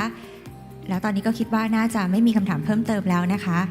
ถ้าเช่นนั้นก็ขอบคุณวิทยากรของเรานะคะผู้ช่วยศาสตราจารย์ดร.ณัฐกรผิวชื่นมหาวิทยาลัยมหิดลค่ะแล้วก็ขอเรียนเชิญท่านชัยยุทธมังสีนะคะขึ้นมอบของที่ระลึกขออภัยด้วยค่ะไม่มีมอบของที่ระลึกค่ะขอประทานโทษค่ะ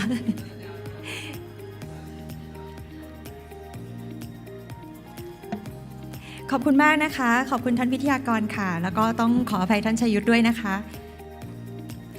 ลำดับถัดไปค่ะจะเป็นอีกหัวข้อหนึ่งเมื่อสักครู่นี้เราพูดถึง AI กันไปแล้วนะคะ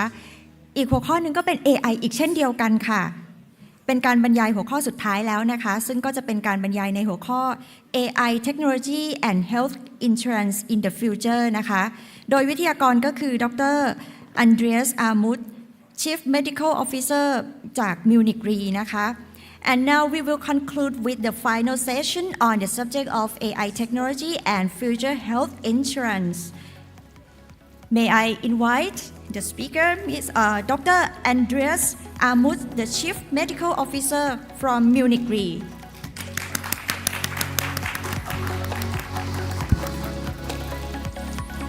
Yeah, thank you very much. Thank you very much for the committee for inviting me to give this presentation. Thank you very much for the audience that you have stayed even longer in the afternoon listening to all these presentations. And now what I want to do is kind of carry on with the topic that Dr. Nattakon has been elaborating about. And I want to talk to you now about AI in healthcare and the potential implications that this might have for us, particularly in the life and health insurance industry. Okay? Why is that relevant, you might ask, what's happening in healthcare? Those who are in life and health insurance will very quickly understand that it's very relevant.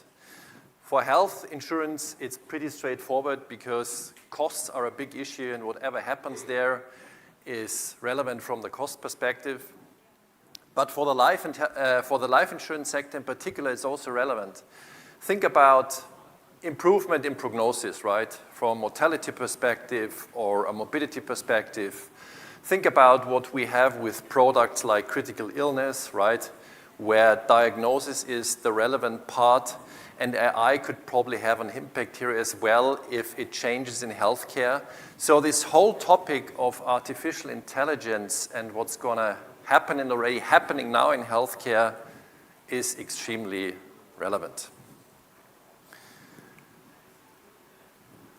This is briefly my agenda. So I'm going to talk a little bit in general about AI and also a slight rise of concern. Then I give you examples about typical applications in healthcare that are already there and have been there already for quite some time. And I think you will get a notion that this development is just exponential, right? And it will affect us. And then briefly talk about large language models. I'm sure a lot of you use ChatGPT, for example, right? Already, maybe partially already in their day-to-day work. And then finally, summarize and conclude. Now to my first part, right? General about artificial intelligence. And I show you a slide that I never thought I would use for a talk. I would have never thought about that, let's say, 2 years ago. And there's this one. Does anybody know what that is? Yes, I hear yes. It is from a movie, right? Back in the late 80s. I didn't like it very much. It was about a science fiction about robots that take over the world, right? And it was supposed to be a science fiction story where everybody thought that's never going to happen, right? Now, I honestly have to tell you that this science fiction from 30, 40 years ago is probably not that much science fiction anymore. And as much as my colleagues from AIA have called out for caution, I think we also, from an insurance perspective, in particular also from a regulatory and also political perspective, we have to make sure and engage in a way that AI stays responsible. And why is that the case? This is the case because people who are working in that sector, and you see this gentleman on the left, who is Geoffrey Hinton, who has been previously working with Google, they raise concern about what's already happening now and what he thinks could happen in the future. And it's basically all about the power of artificial intelligence and all associated topics: machine learning, deep learning, neural networks, large language models, right? And this interview is from last year where he made these statements that there are already applications in place like the Google chatbot that can explain why a joke is funny. So the pioneers for AI 20 years ago, they thought this is never going to happen, right? That kind of AI would be able to explain the notion of jokes, right? Why is something funny, which has more to do with interpreting stuff, that this would be possible. And they don't say that it's happening the same way as it happens in our brain, but it's possible. The other one is ChatGPT, right? ChatGPT is really so powerful, and it already knows about 1,000 times more than humans in the basic common sense of knowledge, which is huge.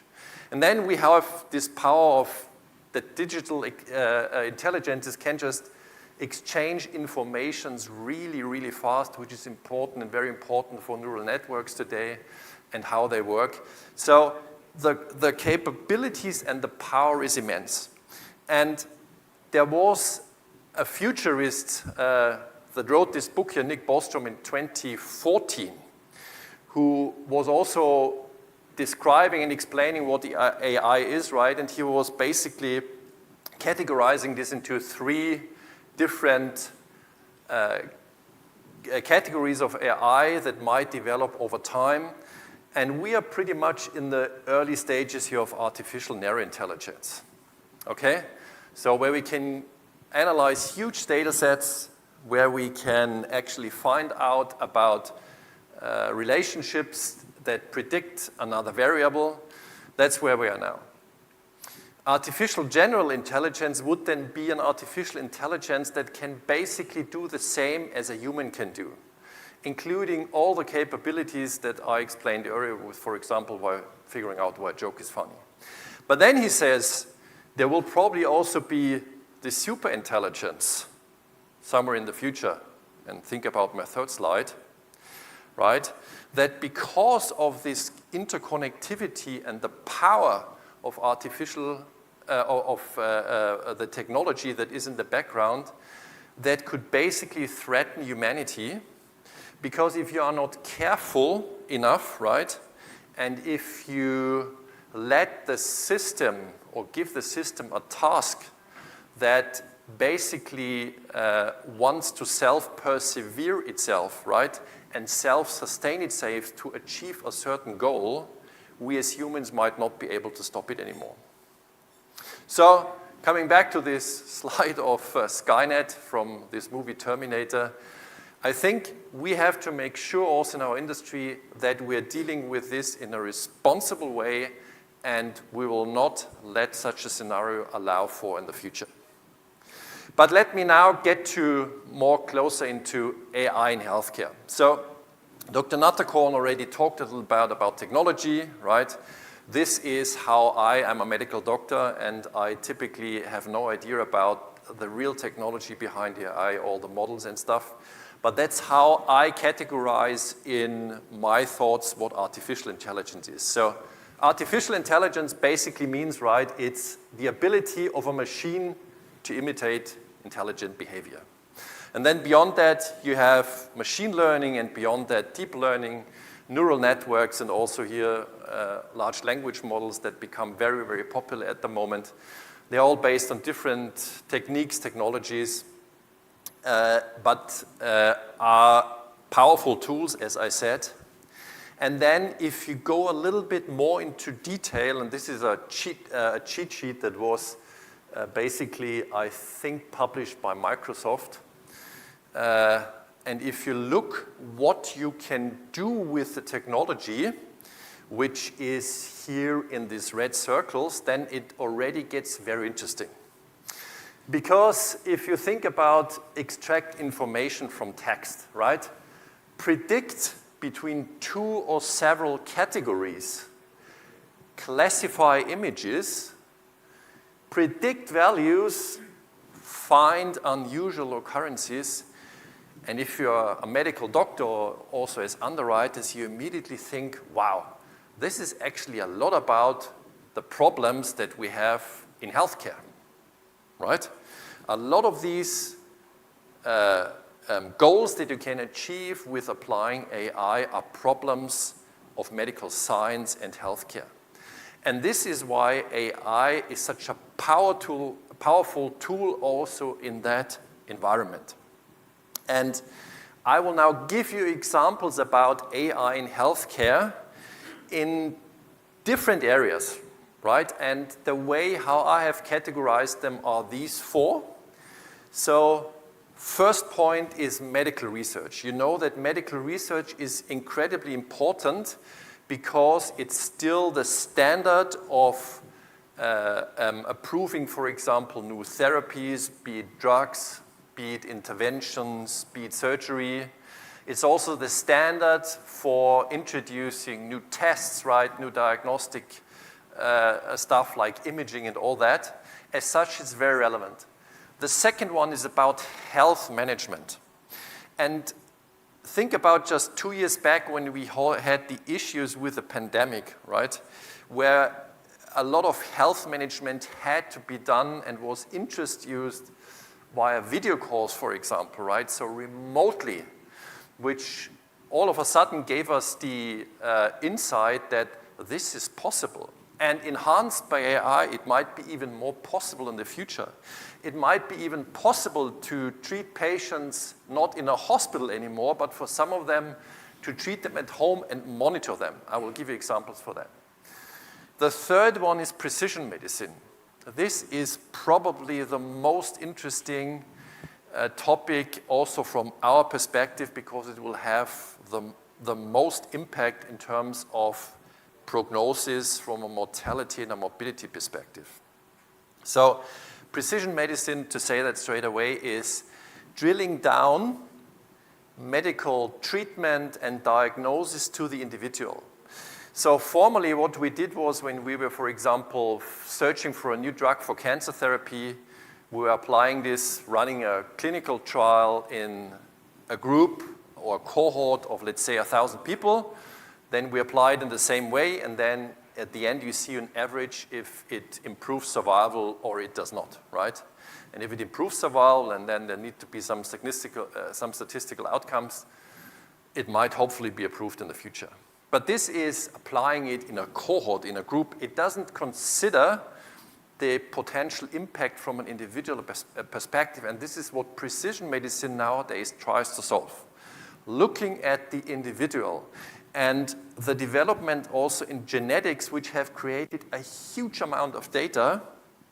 allow now for this, and they will even allow more for it by applying AI, because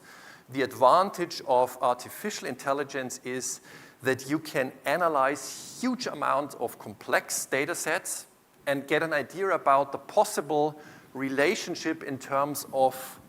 the outcome that these variables might have, and we were not able to do this in the past. Basically, we also have to admit that AI is not a new thing. I think Dr. Natterkorn mentioned this. The techniques behind it, except for the quite new ones with large language models, have been there for decades, right? It's the computing power that has very much supported this incredible development now,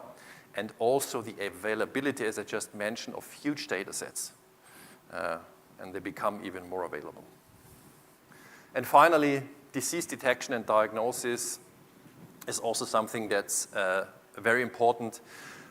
Particularly on the imaging side, there is already a lot happening. I will show you examples for that. And this will carry on and also affect everything in healthcare, in my view. So let's start with clinical trials. I already mentioned why clinical trials are necessary. So just briefly for you, what does it mean? medicine has a very high standard of care principles. And everything that's newly introduced in terms of therapy, diagnosis, prediction, detection needs to go through a clinical trial in order to figure out, is it first of all helpful or is it not? But also, does it cause side effects? So safety aspects are relevant. And this is all a huge effort because you have to test and to run this clinical trial in quite a significant number of people. You have to find the appropriate one, and so on and so on. But that's not the only thing, because preclinical, you have development of drugs, for example. I will come to that later. Then you have the trial design. So how big is the cohort, age groups,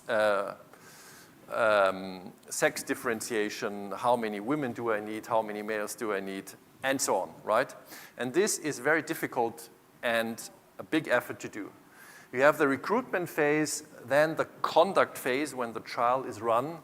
and then finally the analysis phase. And AI can basically support at every point here. But what I want to emphasize here is particularly in the design part. There are now the first efforts taken in clinical medicine where AI supports the design of studies in the sense that it identifies people who very quickly progress, for example, much better, and this will reduce trial length. It can predict and prevent patient dropouts. So patient dropouts are partially significant because patients do not want to regularly go to this study follow-up visits, right, because it's quite some effort. And dropouts can be significant, but if you can, via AI, detect those people that are at risk to drop out, you can probably take more care of them and address this problem earlier. You can predict the response to therapy, so particularly in oncology with tumor response. This is an incredible important thing, which will again also contribute to reduced trial length and other points here, right? So AI will be hugely supportive in that and will contribute that studies, particularly how long they take, can be likely significantly reduced. Then we have the conduct side. So when the studies run, and some studies have to be run for quite some time, because the impact or the outcome might only be seen, let's say, a year later, right? If we look at oncology, so survival, right, you want to see an impact, a significant impact in terms of months, hopefully, or maybe even years into follow-up, which means the study needs to run for quite some time. And the thing is, you need these follow-up visits. So people have to come to the hospital, get examined again, get imaging, get other diagnostics in order to see what's going on, right, with the disease. And this might be not be necessary in the future anymore because with AI-based sensors and variables, we might be able to remotely monitor these patients, right? Even imaging techniques might be able to be carried out not anymore in the hospital, but maybe somewhere in an outpatient office or something where it's much more convenient for people and patients joining the study to go there. So a huge advantage that will have an impact here.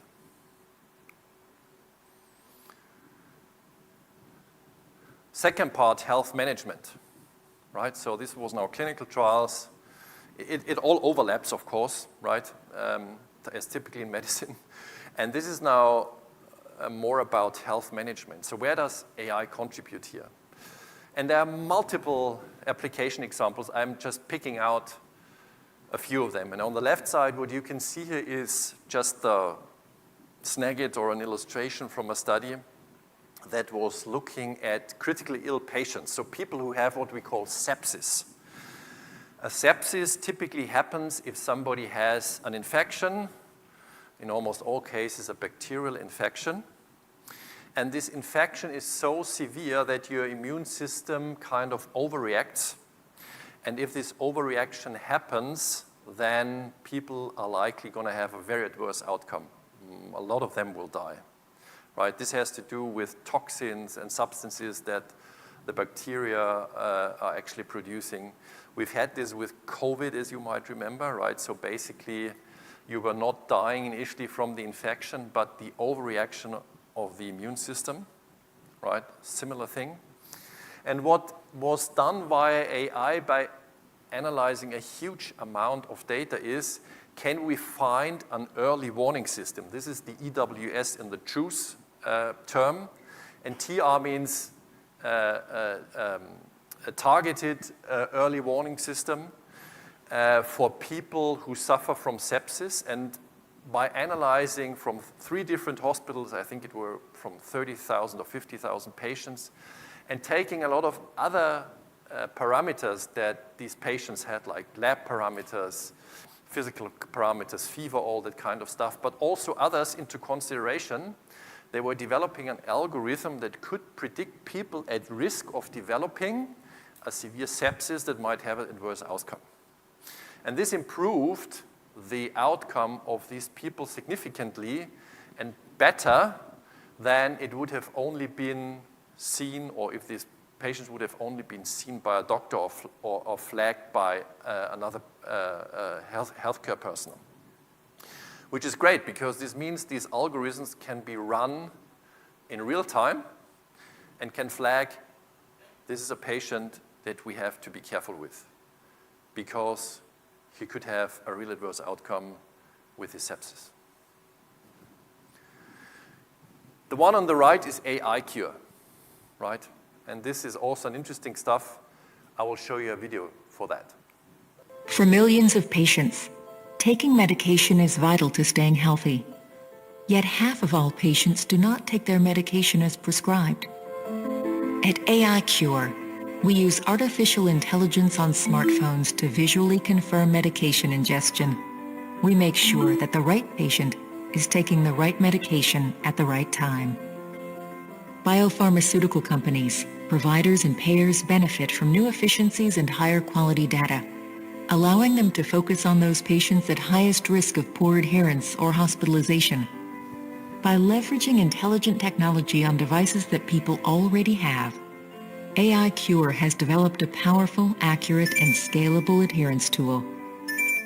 The interactive technology can be downloaded as an app onto any mobile device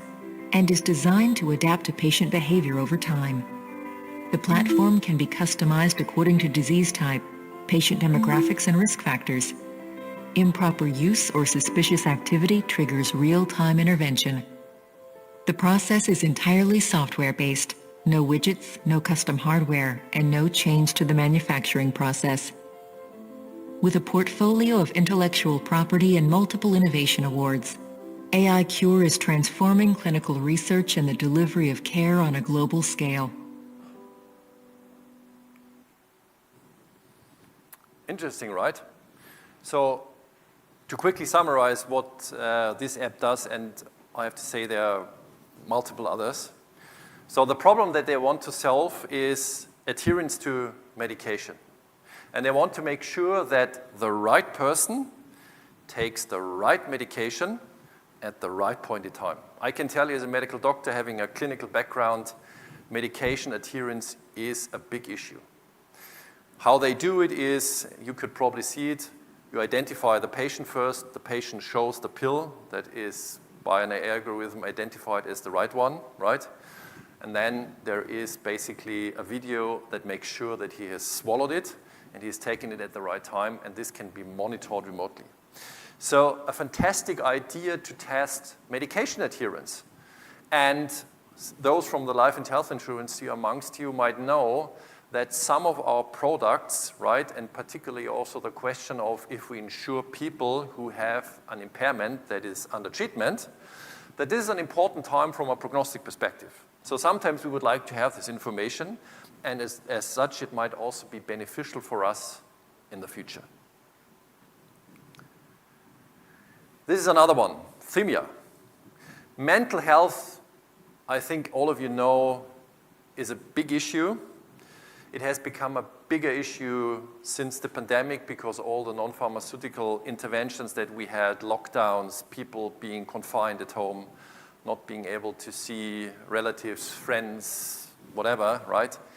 has, at least in the medical literature, raised a lot of concerns that we will see a lot more mental health diagnosis in the future, right? And there was an overwhelming problem for psychologists and psychiatrists to deal with all these patients. And there's always a shortness in terms of supply when it comes to psychologists and psychiatrists, right? Because a lot of people basically would require at least a certain form of consultation here. And what this company does is here, it tries by taking a video and voice and then a little bit of a gaming thing to figure out if, via score, if somebody has an underlying mental health issue.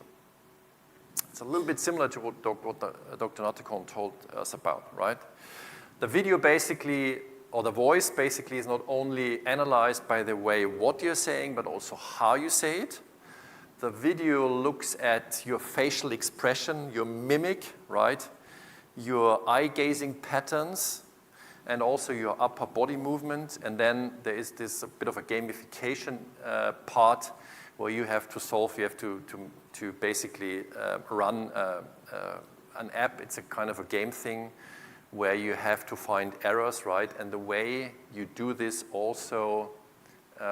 goes into the model and then finally tells you if you have a potential mental health problem.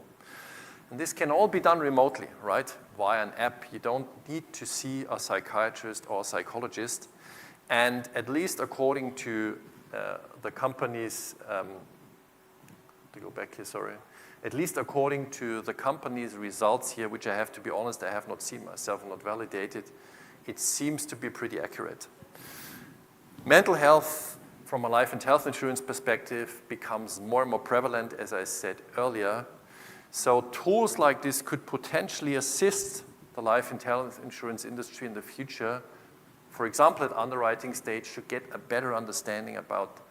the mental health condition that applicants are in, or if they disclose that they have had a mental health condition in history, that we get at least an up-to-date kind of information on how the situation is at the moment. Now I'm moving on to part number 3, and this was the precision medicine part.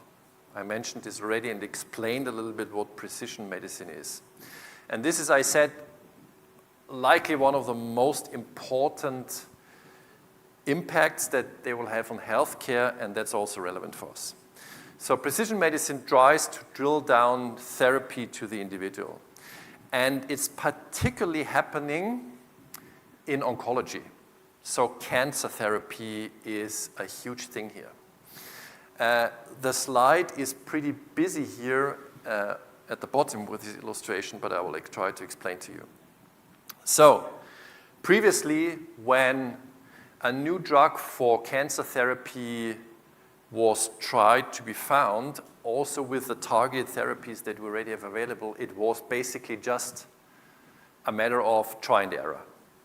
right? This is also why on the left you can see only a very small proportion of those substances that are finally tested in a clinical trial will finally find their way to market.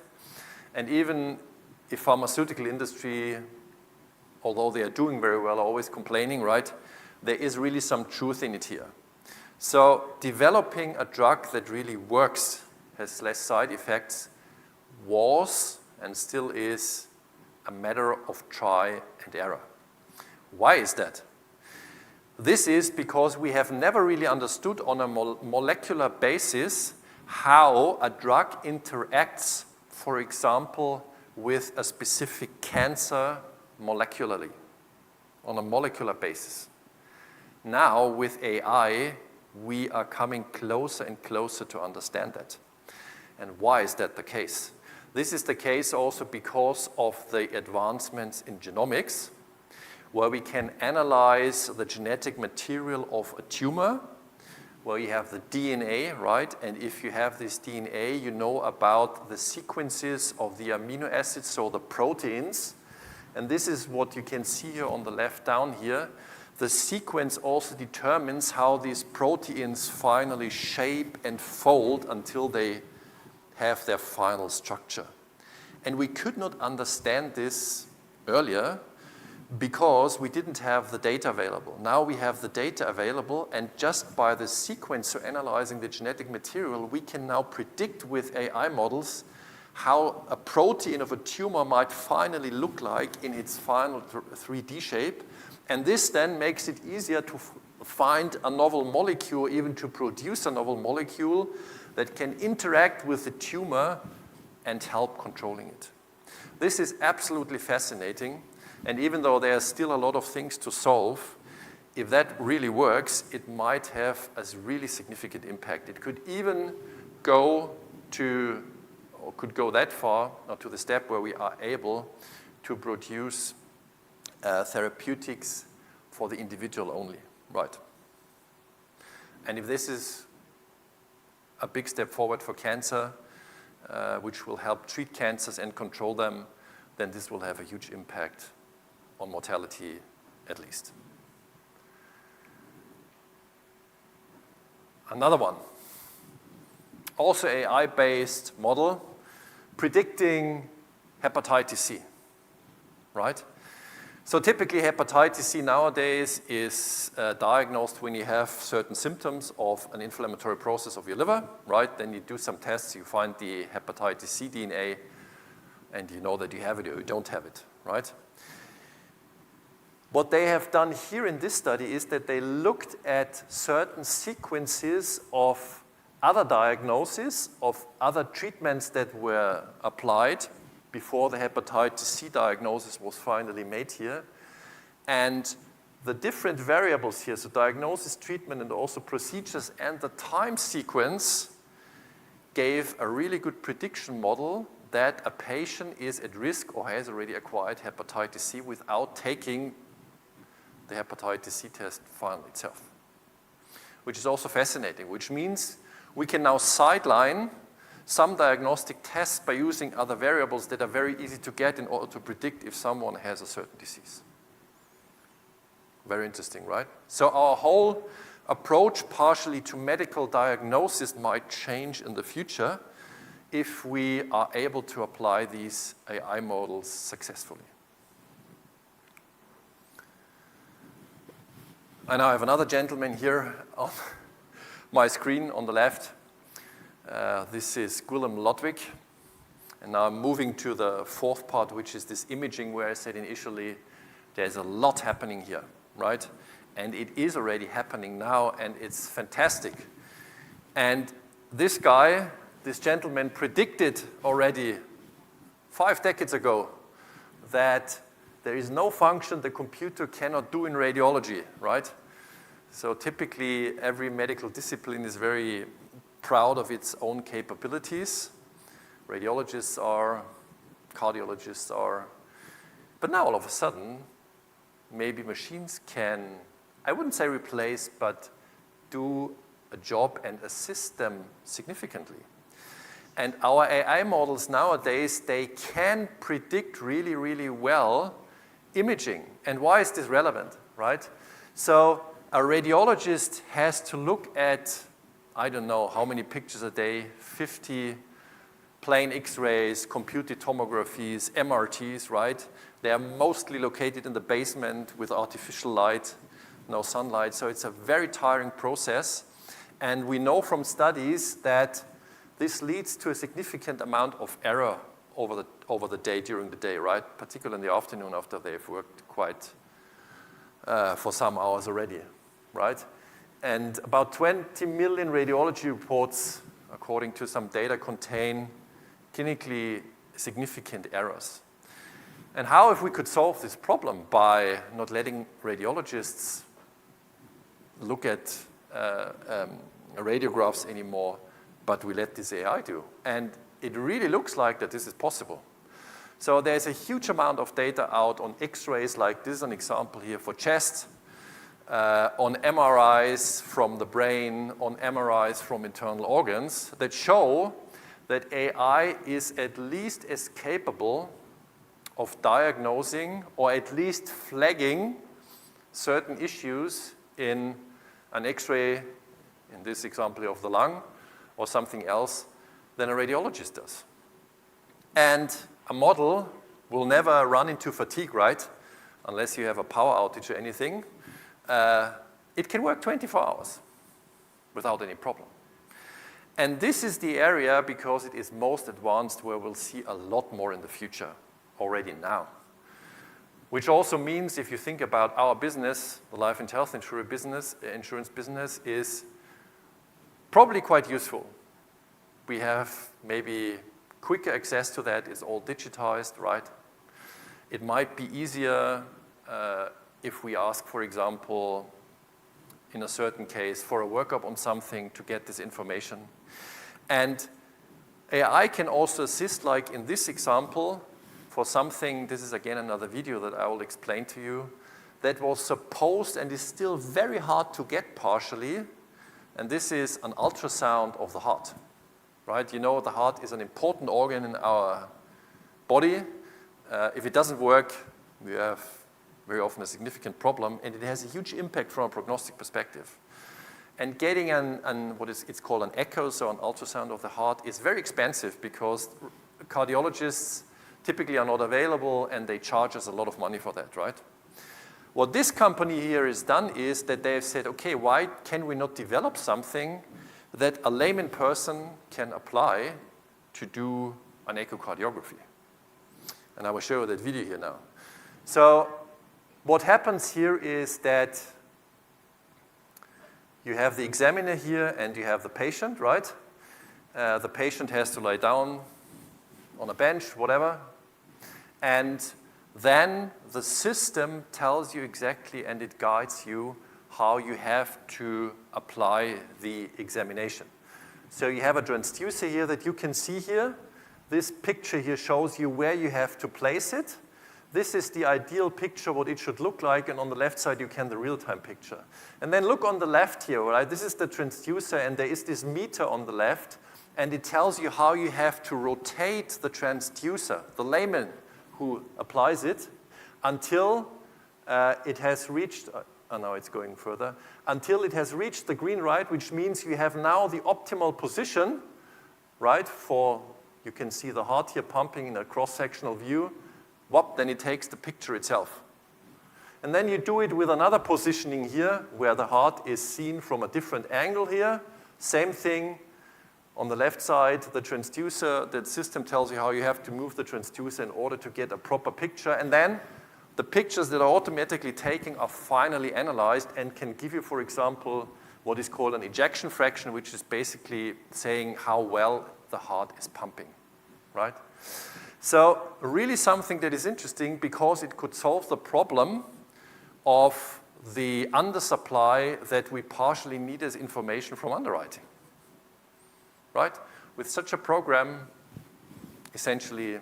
everyone, or almost everyone, can do it. All right, so these were now the examples for AI applications in healthcare. I said there are multiple others. I've just chosen some examples. I hope I could give you a little bit of an overview of what's already available. And now finally a few words on large language models, because this is so topical at the moment. Even in the very renowned journals like Nature and everything, a new article is essentially published every week, right? And ChatGPT, I mentioned this earlier, is big. Everybody talks about it. This ChatGPT is from Microsoft, as you know, or soon Google will probably come out with their own one. So large language models, it's quite difficult to understand the technology. This tries to summarize it, the first paragraph in one paragraph what it is. So these are AI systems that are processing and analyzing vast amounts of natural language data, and then very often interacting or bring this out via user prompt with a response like ChatGPT does. But the interesting thing is the first part, right? Which means it can analyze natural language that not necessarily needs to be spoken, but it can also be text, right? And what they have done here on the left side, which is basically a study from the US, they have used electronic health records, which included handwritten notes from clinicians for patients, right? From 3 different hospitals in New York, create a huge database, enriched this with other data. And then they were looking at different outcomes here, so 30-day all-cause readmission rate, in-hospital mortality, what they called a comorbidity index, prediction of length of stay in the hospital, and then also insurance denial prediction. And by using these electronic health records and applying this large language model to this huge amount of text and written data, they could really well predict, and even better predict than traditional algorithms that we have available in clinical medicine, all these variables that are listed down here, right? So, as I said earlier, the big advantage of AI is that we can analyze so huge amounts of data where we partially do not even know that a variable that is in the data might give us or has a predictive value in terms of the outcome. Typically what we do in medicine, that we know that there is an independent variable where that we know that this has an impact on the outcome, on the dependent variable, right? With AI, this is all changing now and will be extremely beneficial. And one more thing about ChatGPT, which I find very interesting also, and it partially comes back to this question of that I mentioned earlier with that ChatGPT explained why a joke is funny.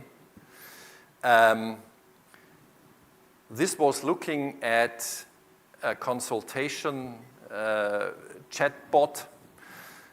from a certain internet platform, so where people can just ask medical questions about health concerns or health conditions that they have, right? And then what they were doing is so normally doctors are answering these questions, right? That are sitting, I don't know, at home or in an office. And then they wanted to compare the doctor's answers to ChatGPT,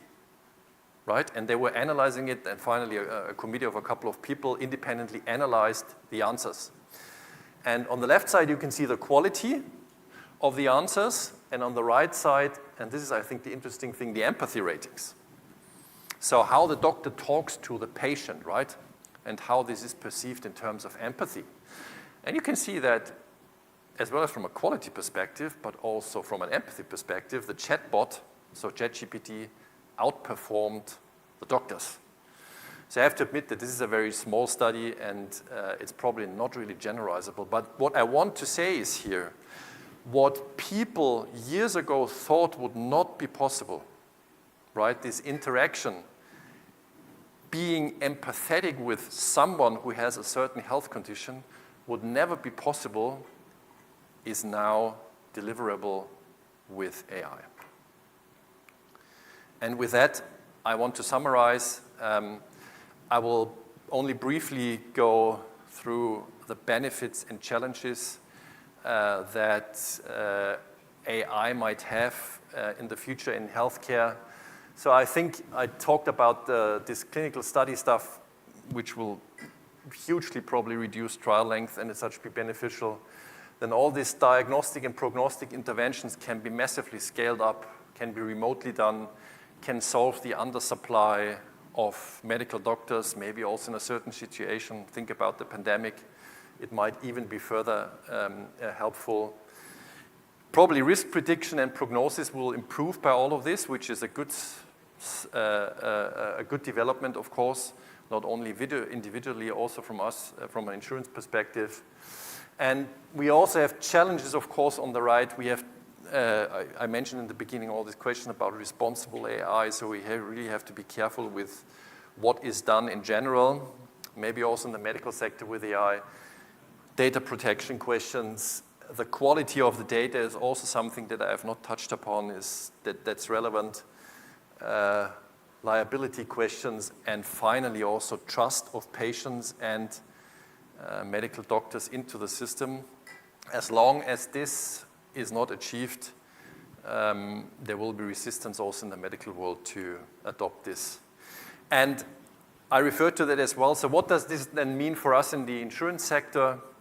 I also have, I think, touched upon the most important ones already. So this improvement of outcomes is huge for us. It could mean a completely different approach to life insurance in the future. Also, maybe insuring people that are not insurable at the moment, so it will be very beneficial also for the customers finally. All this remote identification that I mentioned, right, at underwriting stage is probably not too far away, and all the data that is created and digitally available, partially because it's used for AI models, also the results of the AI models will be or will help us in terms of our prognosis and prediction. So with that, I come to my real last slide, and this is about what we do at Munich Re, and it also relates to what Dr. Natterkorn partially said. So this is now not healthcare, it's really the insurance situation. So we at Munich Re already years ago have identified that AI will play a significant role basically in insurance in general, not only in life and health. You all have come across rule engines, so predictive underwriting, right, that you apply, so those from life and health insurance and maybe from underwriting day to day, maybe also claims. And with AI capabilities, we will enhance that and go to another stage in the future, which is what we call next generation underwriting. And with more and more data that will be available, right, from an insurance perspective, application data, health data, and possibly be then matched also with outcome with claims in the future will also change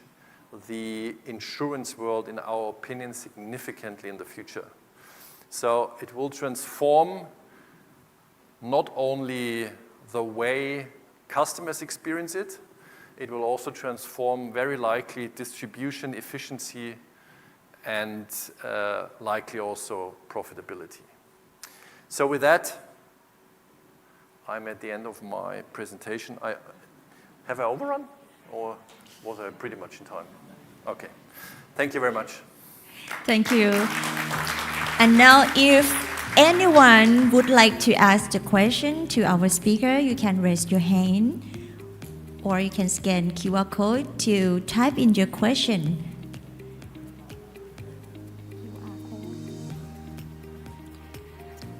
หากท่านใดมีคำถามนะคะสามารถยกมือเพื่อที่จะถามคำถามกับสปีกเกอร์ของเราได้เลยนะคะหรือว่าจะสแกน QR code บนหน้าจอนะคะเพื่อที่จะพิมพ์คำถามเข้ามาถามได้นะคะแล้วเดี๋ยวทางทีมงานก็จะหยิบคำถามขึ้นมาถามนะคะสำหรับเมื่อสักครู่นี้เนี่ยนะคะก็เป็นหลากหลายแง่มุมนะคะของการนำ AI เข้ามาใช้กับการแพทย์แล้วก็การดูแลสุขภาพนะคะมีคำถามเชิญได้เลยค่ะทางด้านนู้นนะคะ Just one question. Since you are a medical doctor, what do you think, your prediction on what would be left for a physician? What would the physician's job be left with once AI has achieved its peak level of efficiency? Yeah, that's a very good question. And I have to be very honest with you. I have an opinion. It's very difficult to give you an answer on that. So what I will think will happen is that physicians will not eradicate it. AI will, at least as a first step, help and support physicians, and physicians will be able more to concentrate maybe on more core things. So if you think about the radiologist example, right? If an AI algorithm can identify a normal X-ray, which is the major part of X-rays that are done in a hospital or elsewhere, right? Can easily do that. There's more time left to look at those that are probably ambiguous, right? And need a close look at and a longer look at. And using this example, I think we can also make analogies in other disciplines, in other medical disciplines, that it will support to a significant extent, but probably not eradicate. I also nevertheless think that depending on supply, it will be probably lead to the fact that we will also need less doctors than we do now. And it's happening everywhere, right? It's not only happening with radiologists.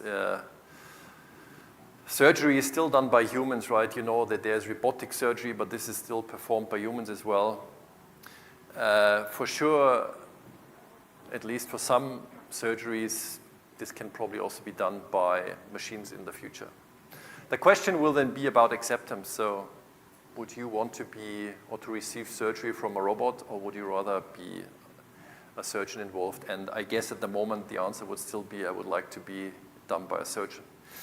But with generations moving forward and having new ideas and different attitudes towards certain things, I could imagine that this also changes in the future. Thank you. Okay, we have another question from online. This is the question from the audience from online. What should be the proper level of accuracy of AI, especially when involved in health of people, which is quite sensitive? Yeah, that's a very good question. And it has a very simple answer for me. It should at least be as good as it is at the moment if it's done by non-AI, so by physicians. And unfortunately, I have to tell you that medicine very often is not as accurate as you might think. It's partially very inaccurate, and partially we are doing things that are not good, right? But a clear answer, it should at least be as good as it is now, probably even better. But there is no general answer to, is it 80 or 90%? At least as good as it is now, probably better. And as I showed you within some of my examples, AI is partially already better than the performance of physicians. โอเค น่าจะตอบคำถามที่ถามมาทางออนไลน์นะคะก็คือไม่มี specific level นะคะก็อย่างน้อยก็คือให้เท่ากับที่ตอนนี้เราทำได้หรือจริงๆแล้วตอนนี้อาจจะได้ดีกว่าด้วยนะคะ We also have another question from online from the previous question. If AI has done basic analysis, then radiologists can concentrate on more complex cases. Yeah, it's also a very good question. Thanks for that. So I just to understand, so the physicians are learning, right? So they need to understand the basic first and how a radiology image looks if it's okay, and then learn what it means if it's not okay, right? I think that this is not necessarily a problem because depending on the discipline, of course, you can still learn from databases, right? If we take the radiology example, to think about what's a normal ECG or normal X-ray, and then look at the ones that are probably and need a longer look because there's something underlying. But I also think the more time you have, then to focus on those that have a flag or a red flag because there's something underlying will improve the outcome, because very often the limit is the time that radiologists have, right? Because there are X-rays piling up on their desk and they have to go through them one by one in a couple of minutes. Okay, all right. Do we have some more questions here? เรามีคำถามตรงนี้เพิ่มอีกไหมคะน่าจะไม่มีแล้วนะคะทางออนไลน์ก็หมดแล้วใช่ไหมคะ Okay, all right. It seems like we have no more question. Thank you very much. ขอเสียงปรบมือนะคะแล้วเดี๋ยวจะเรียนเชิญท่านรองเลขาธิการนะคะมอบของที่ระลึกให้กับสปีกเกอร์ด้วยค่ะเรียนเชิญท่านชัยยุทธมังสีนะคะรองเลขาธิการคปภ.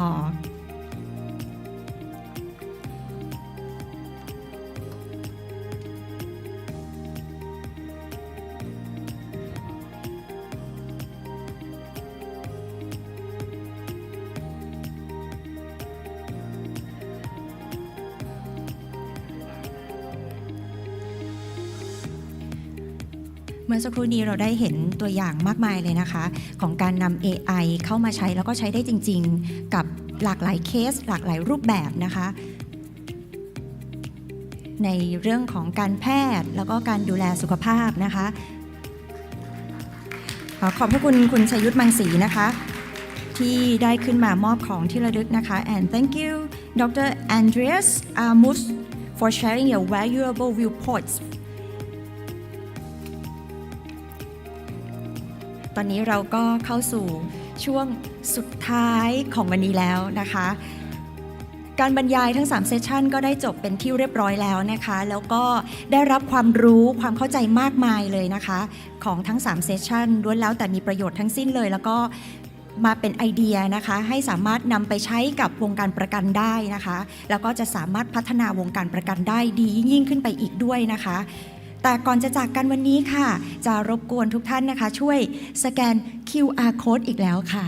ยุคนี้เรายุค QR code นะคะ QR code นี้ค่ะจะขอรบกวนสแกนเพื่อกรอกแบบประเมินสำหรับการจัดงานในวันนี้นะคะ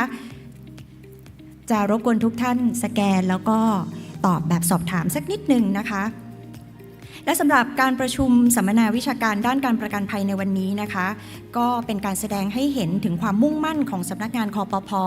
ในการสร้างเสริมศักยภาพบุคลากรในระบบประกันภัยให้มีการพัฒนาความรู้ด้านการประกันภัยให้เป็นไปตามมาตรฐานสากลค่ะแล้วก็เป็นการเตรียมความพร้อมของอุตสาหกรรมประกันภัยในการรองรับการเปลี่ยนแปลงในอนาคต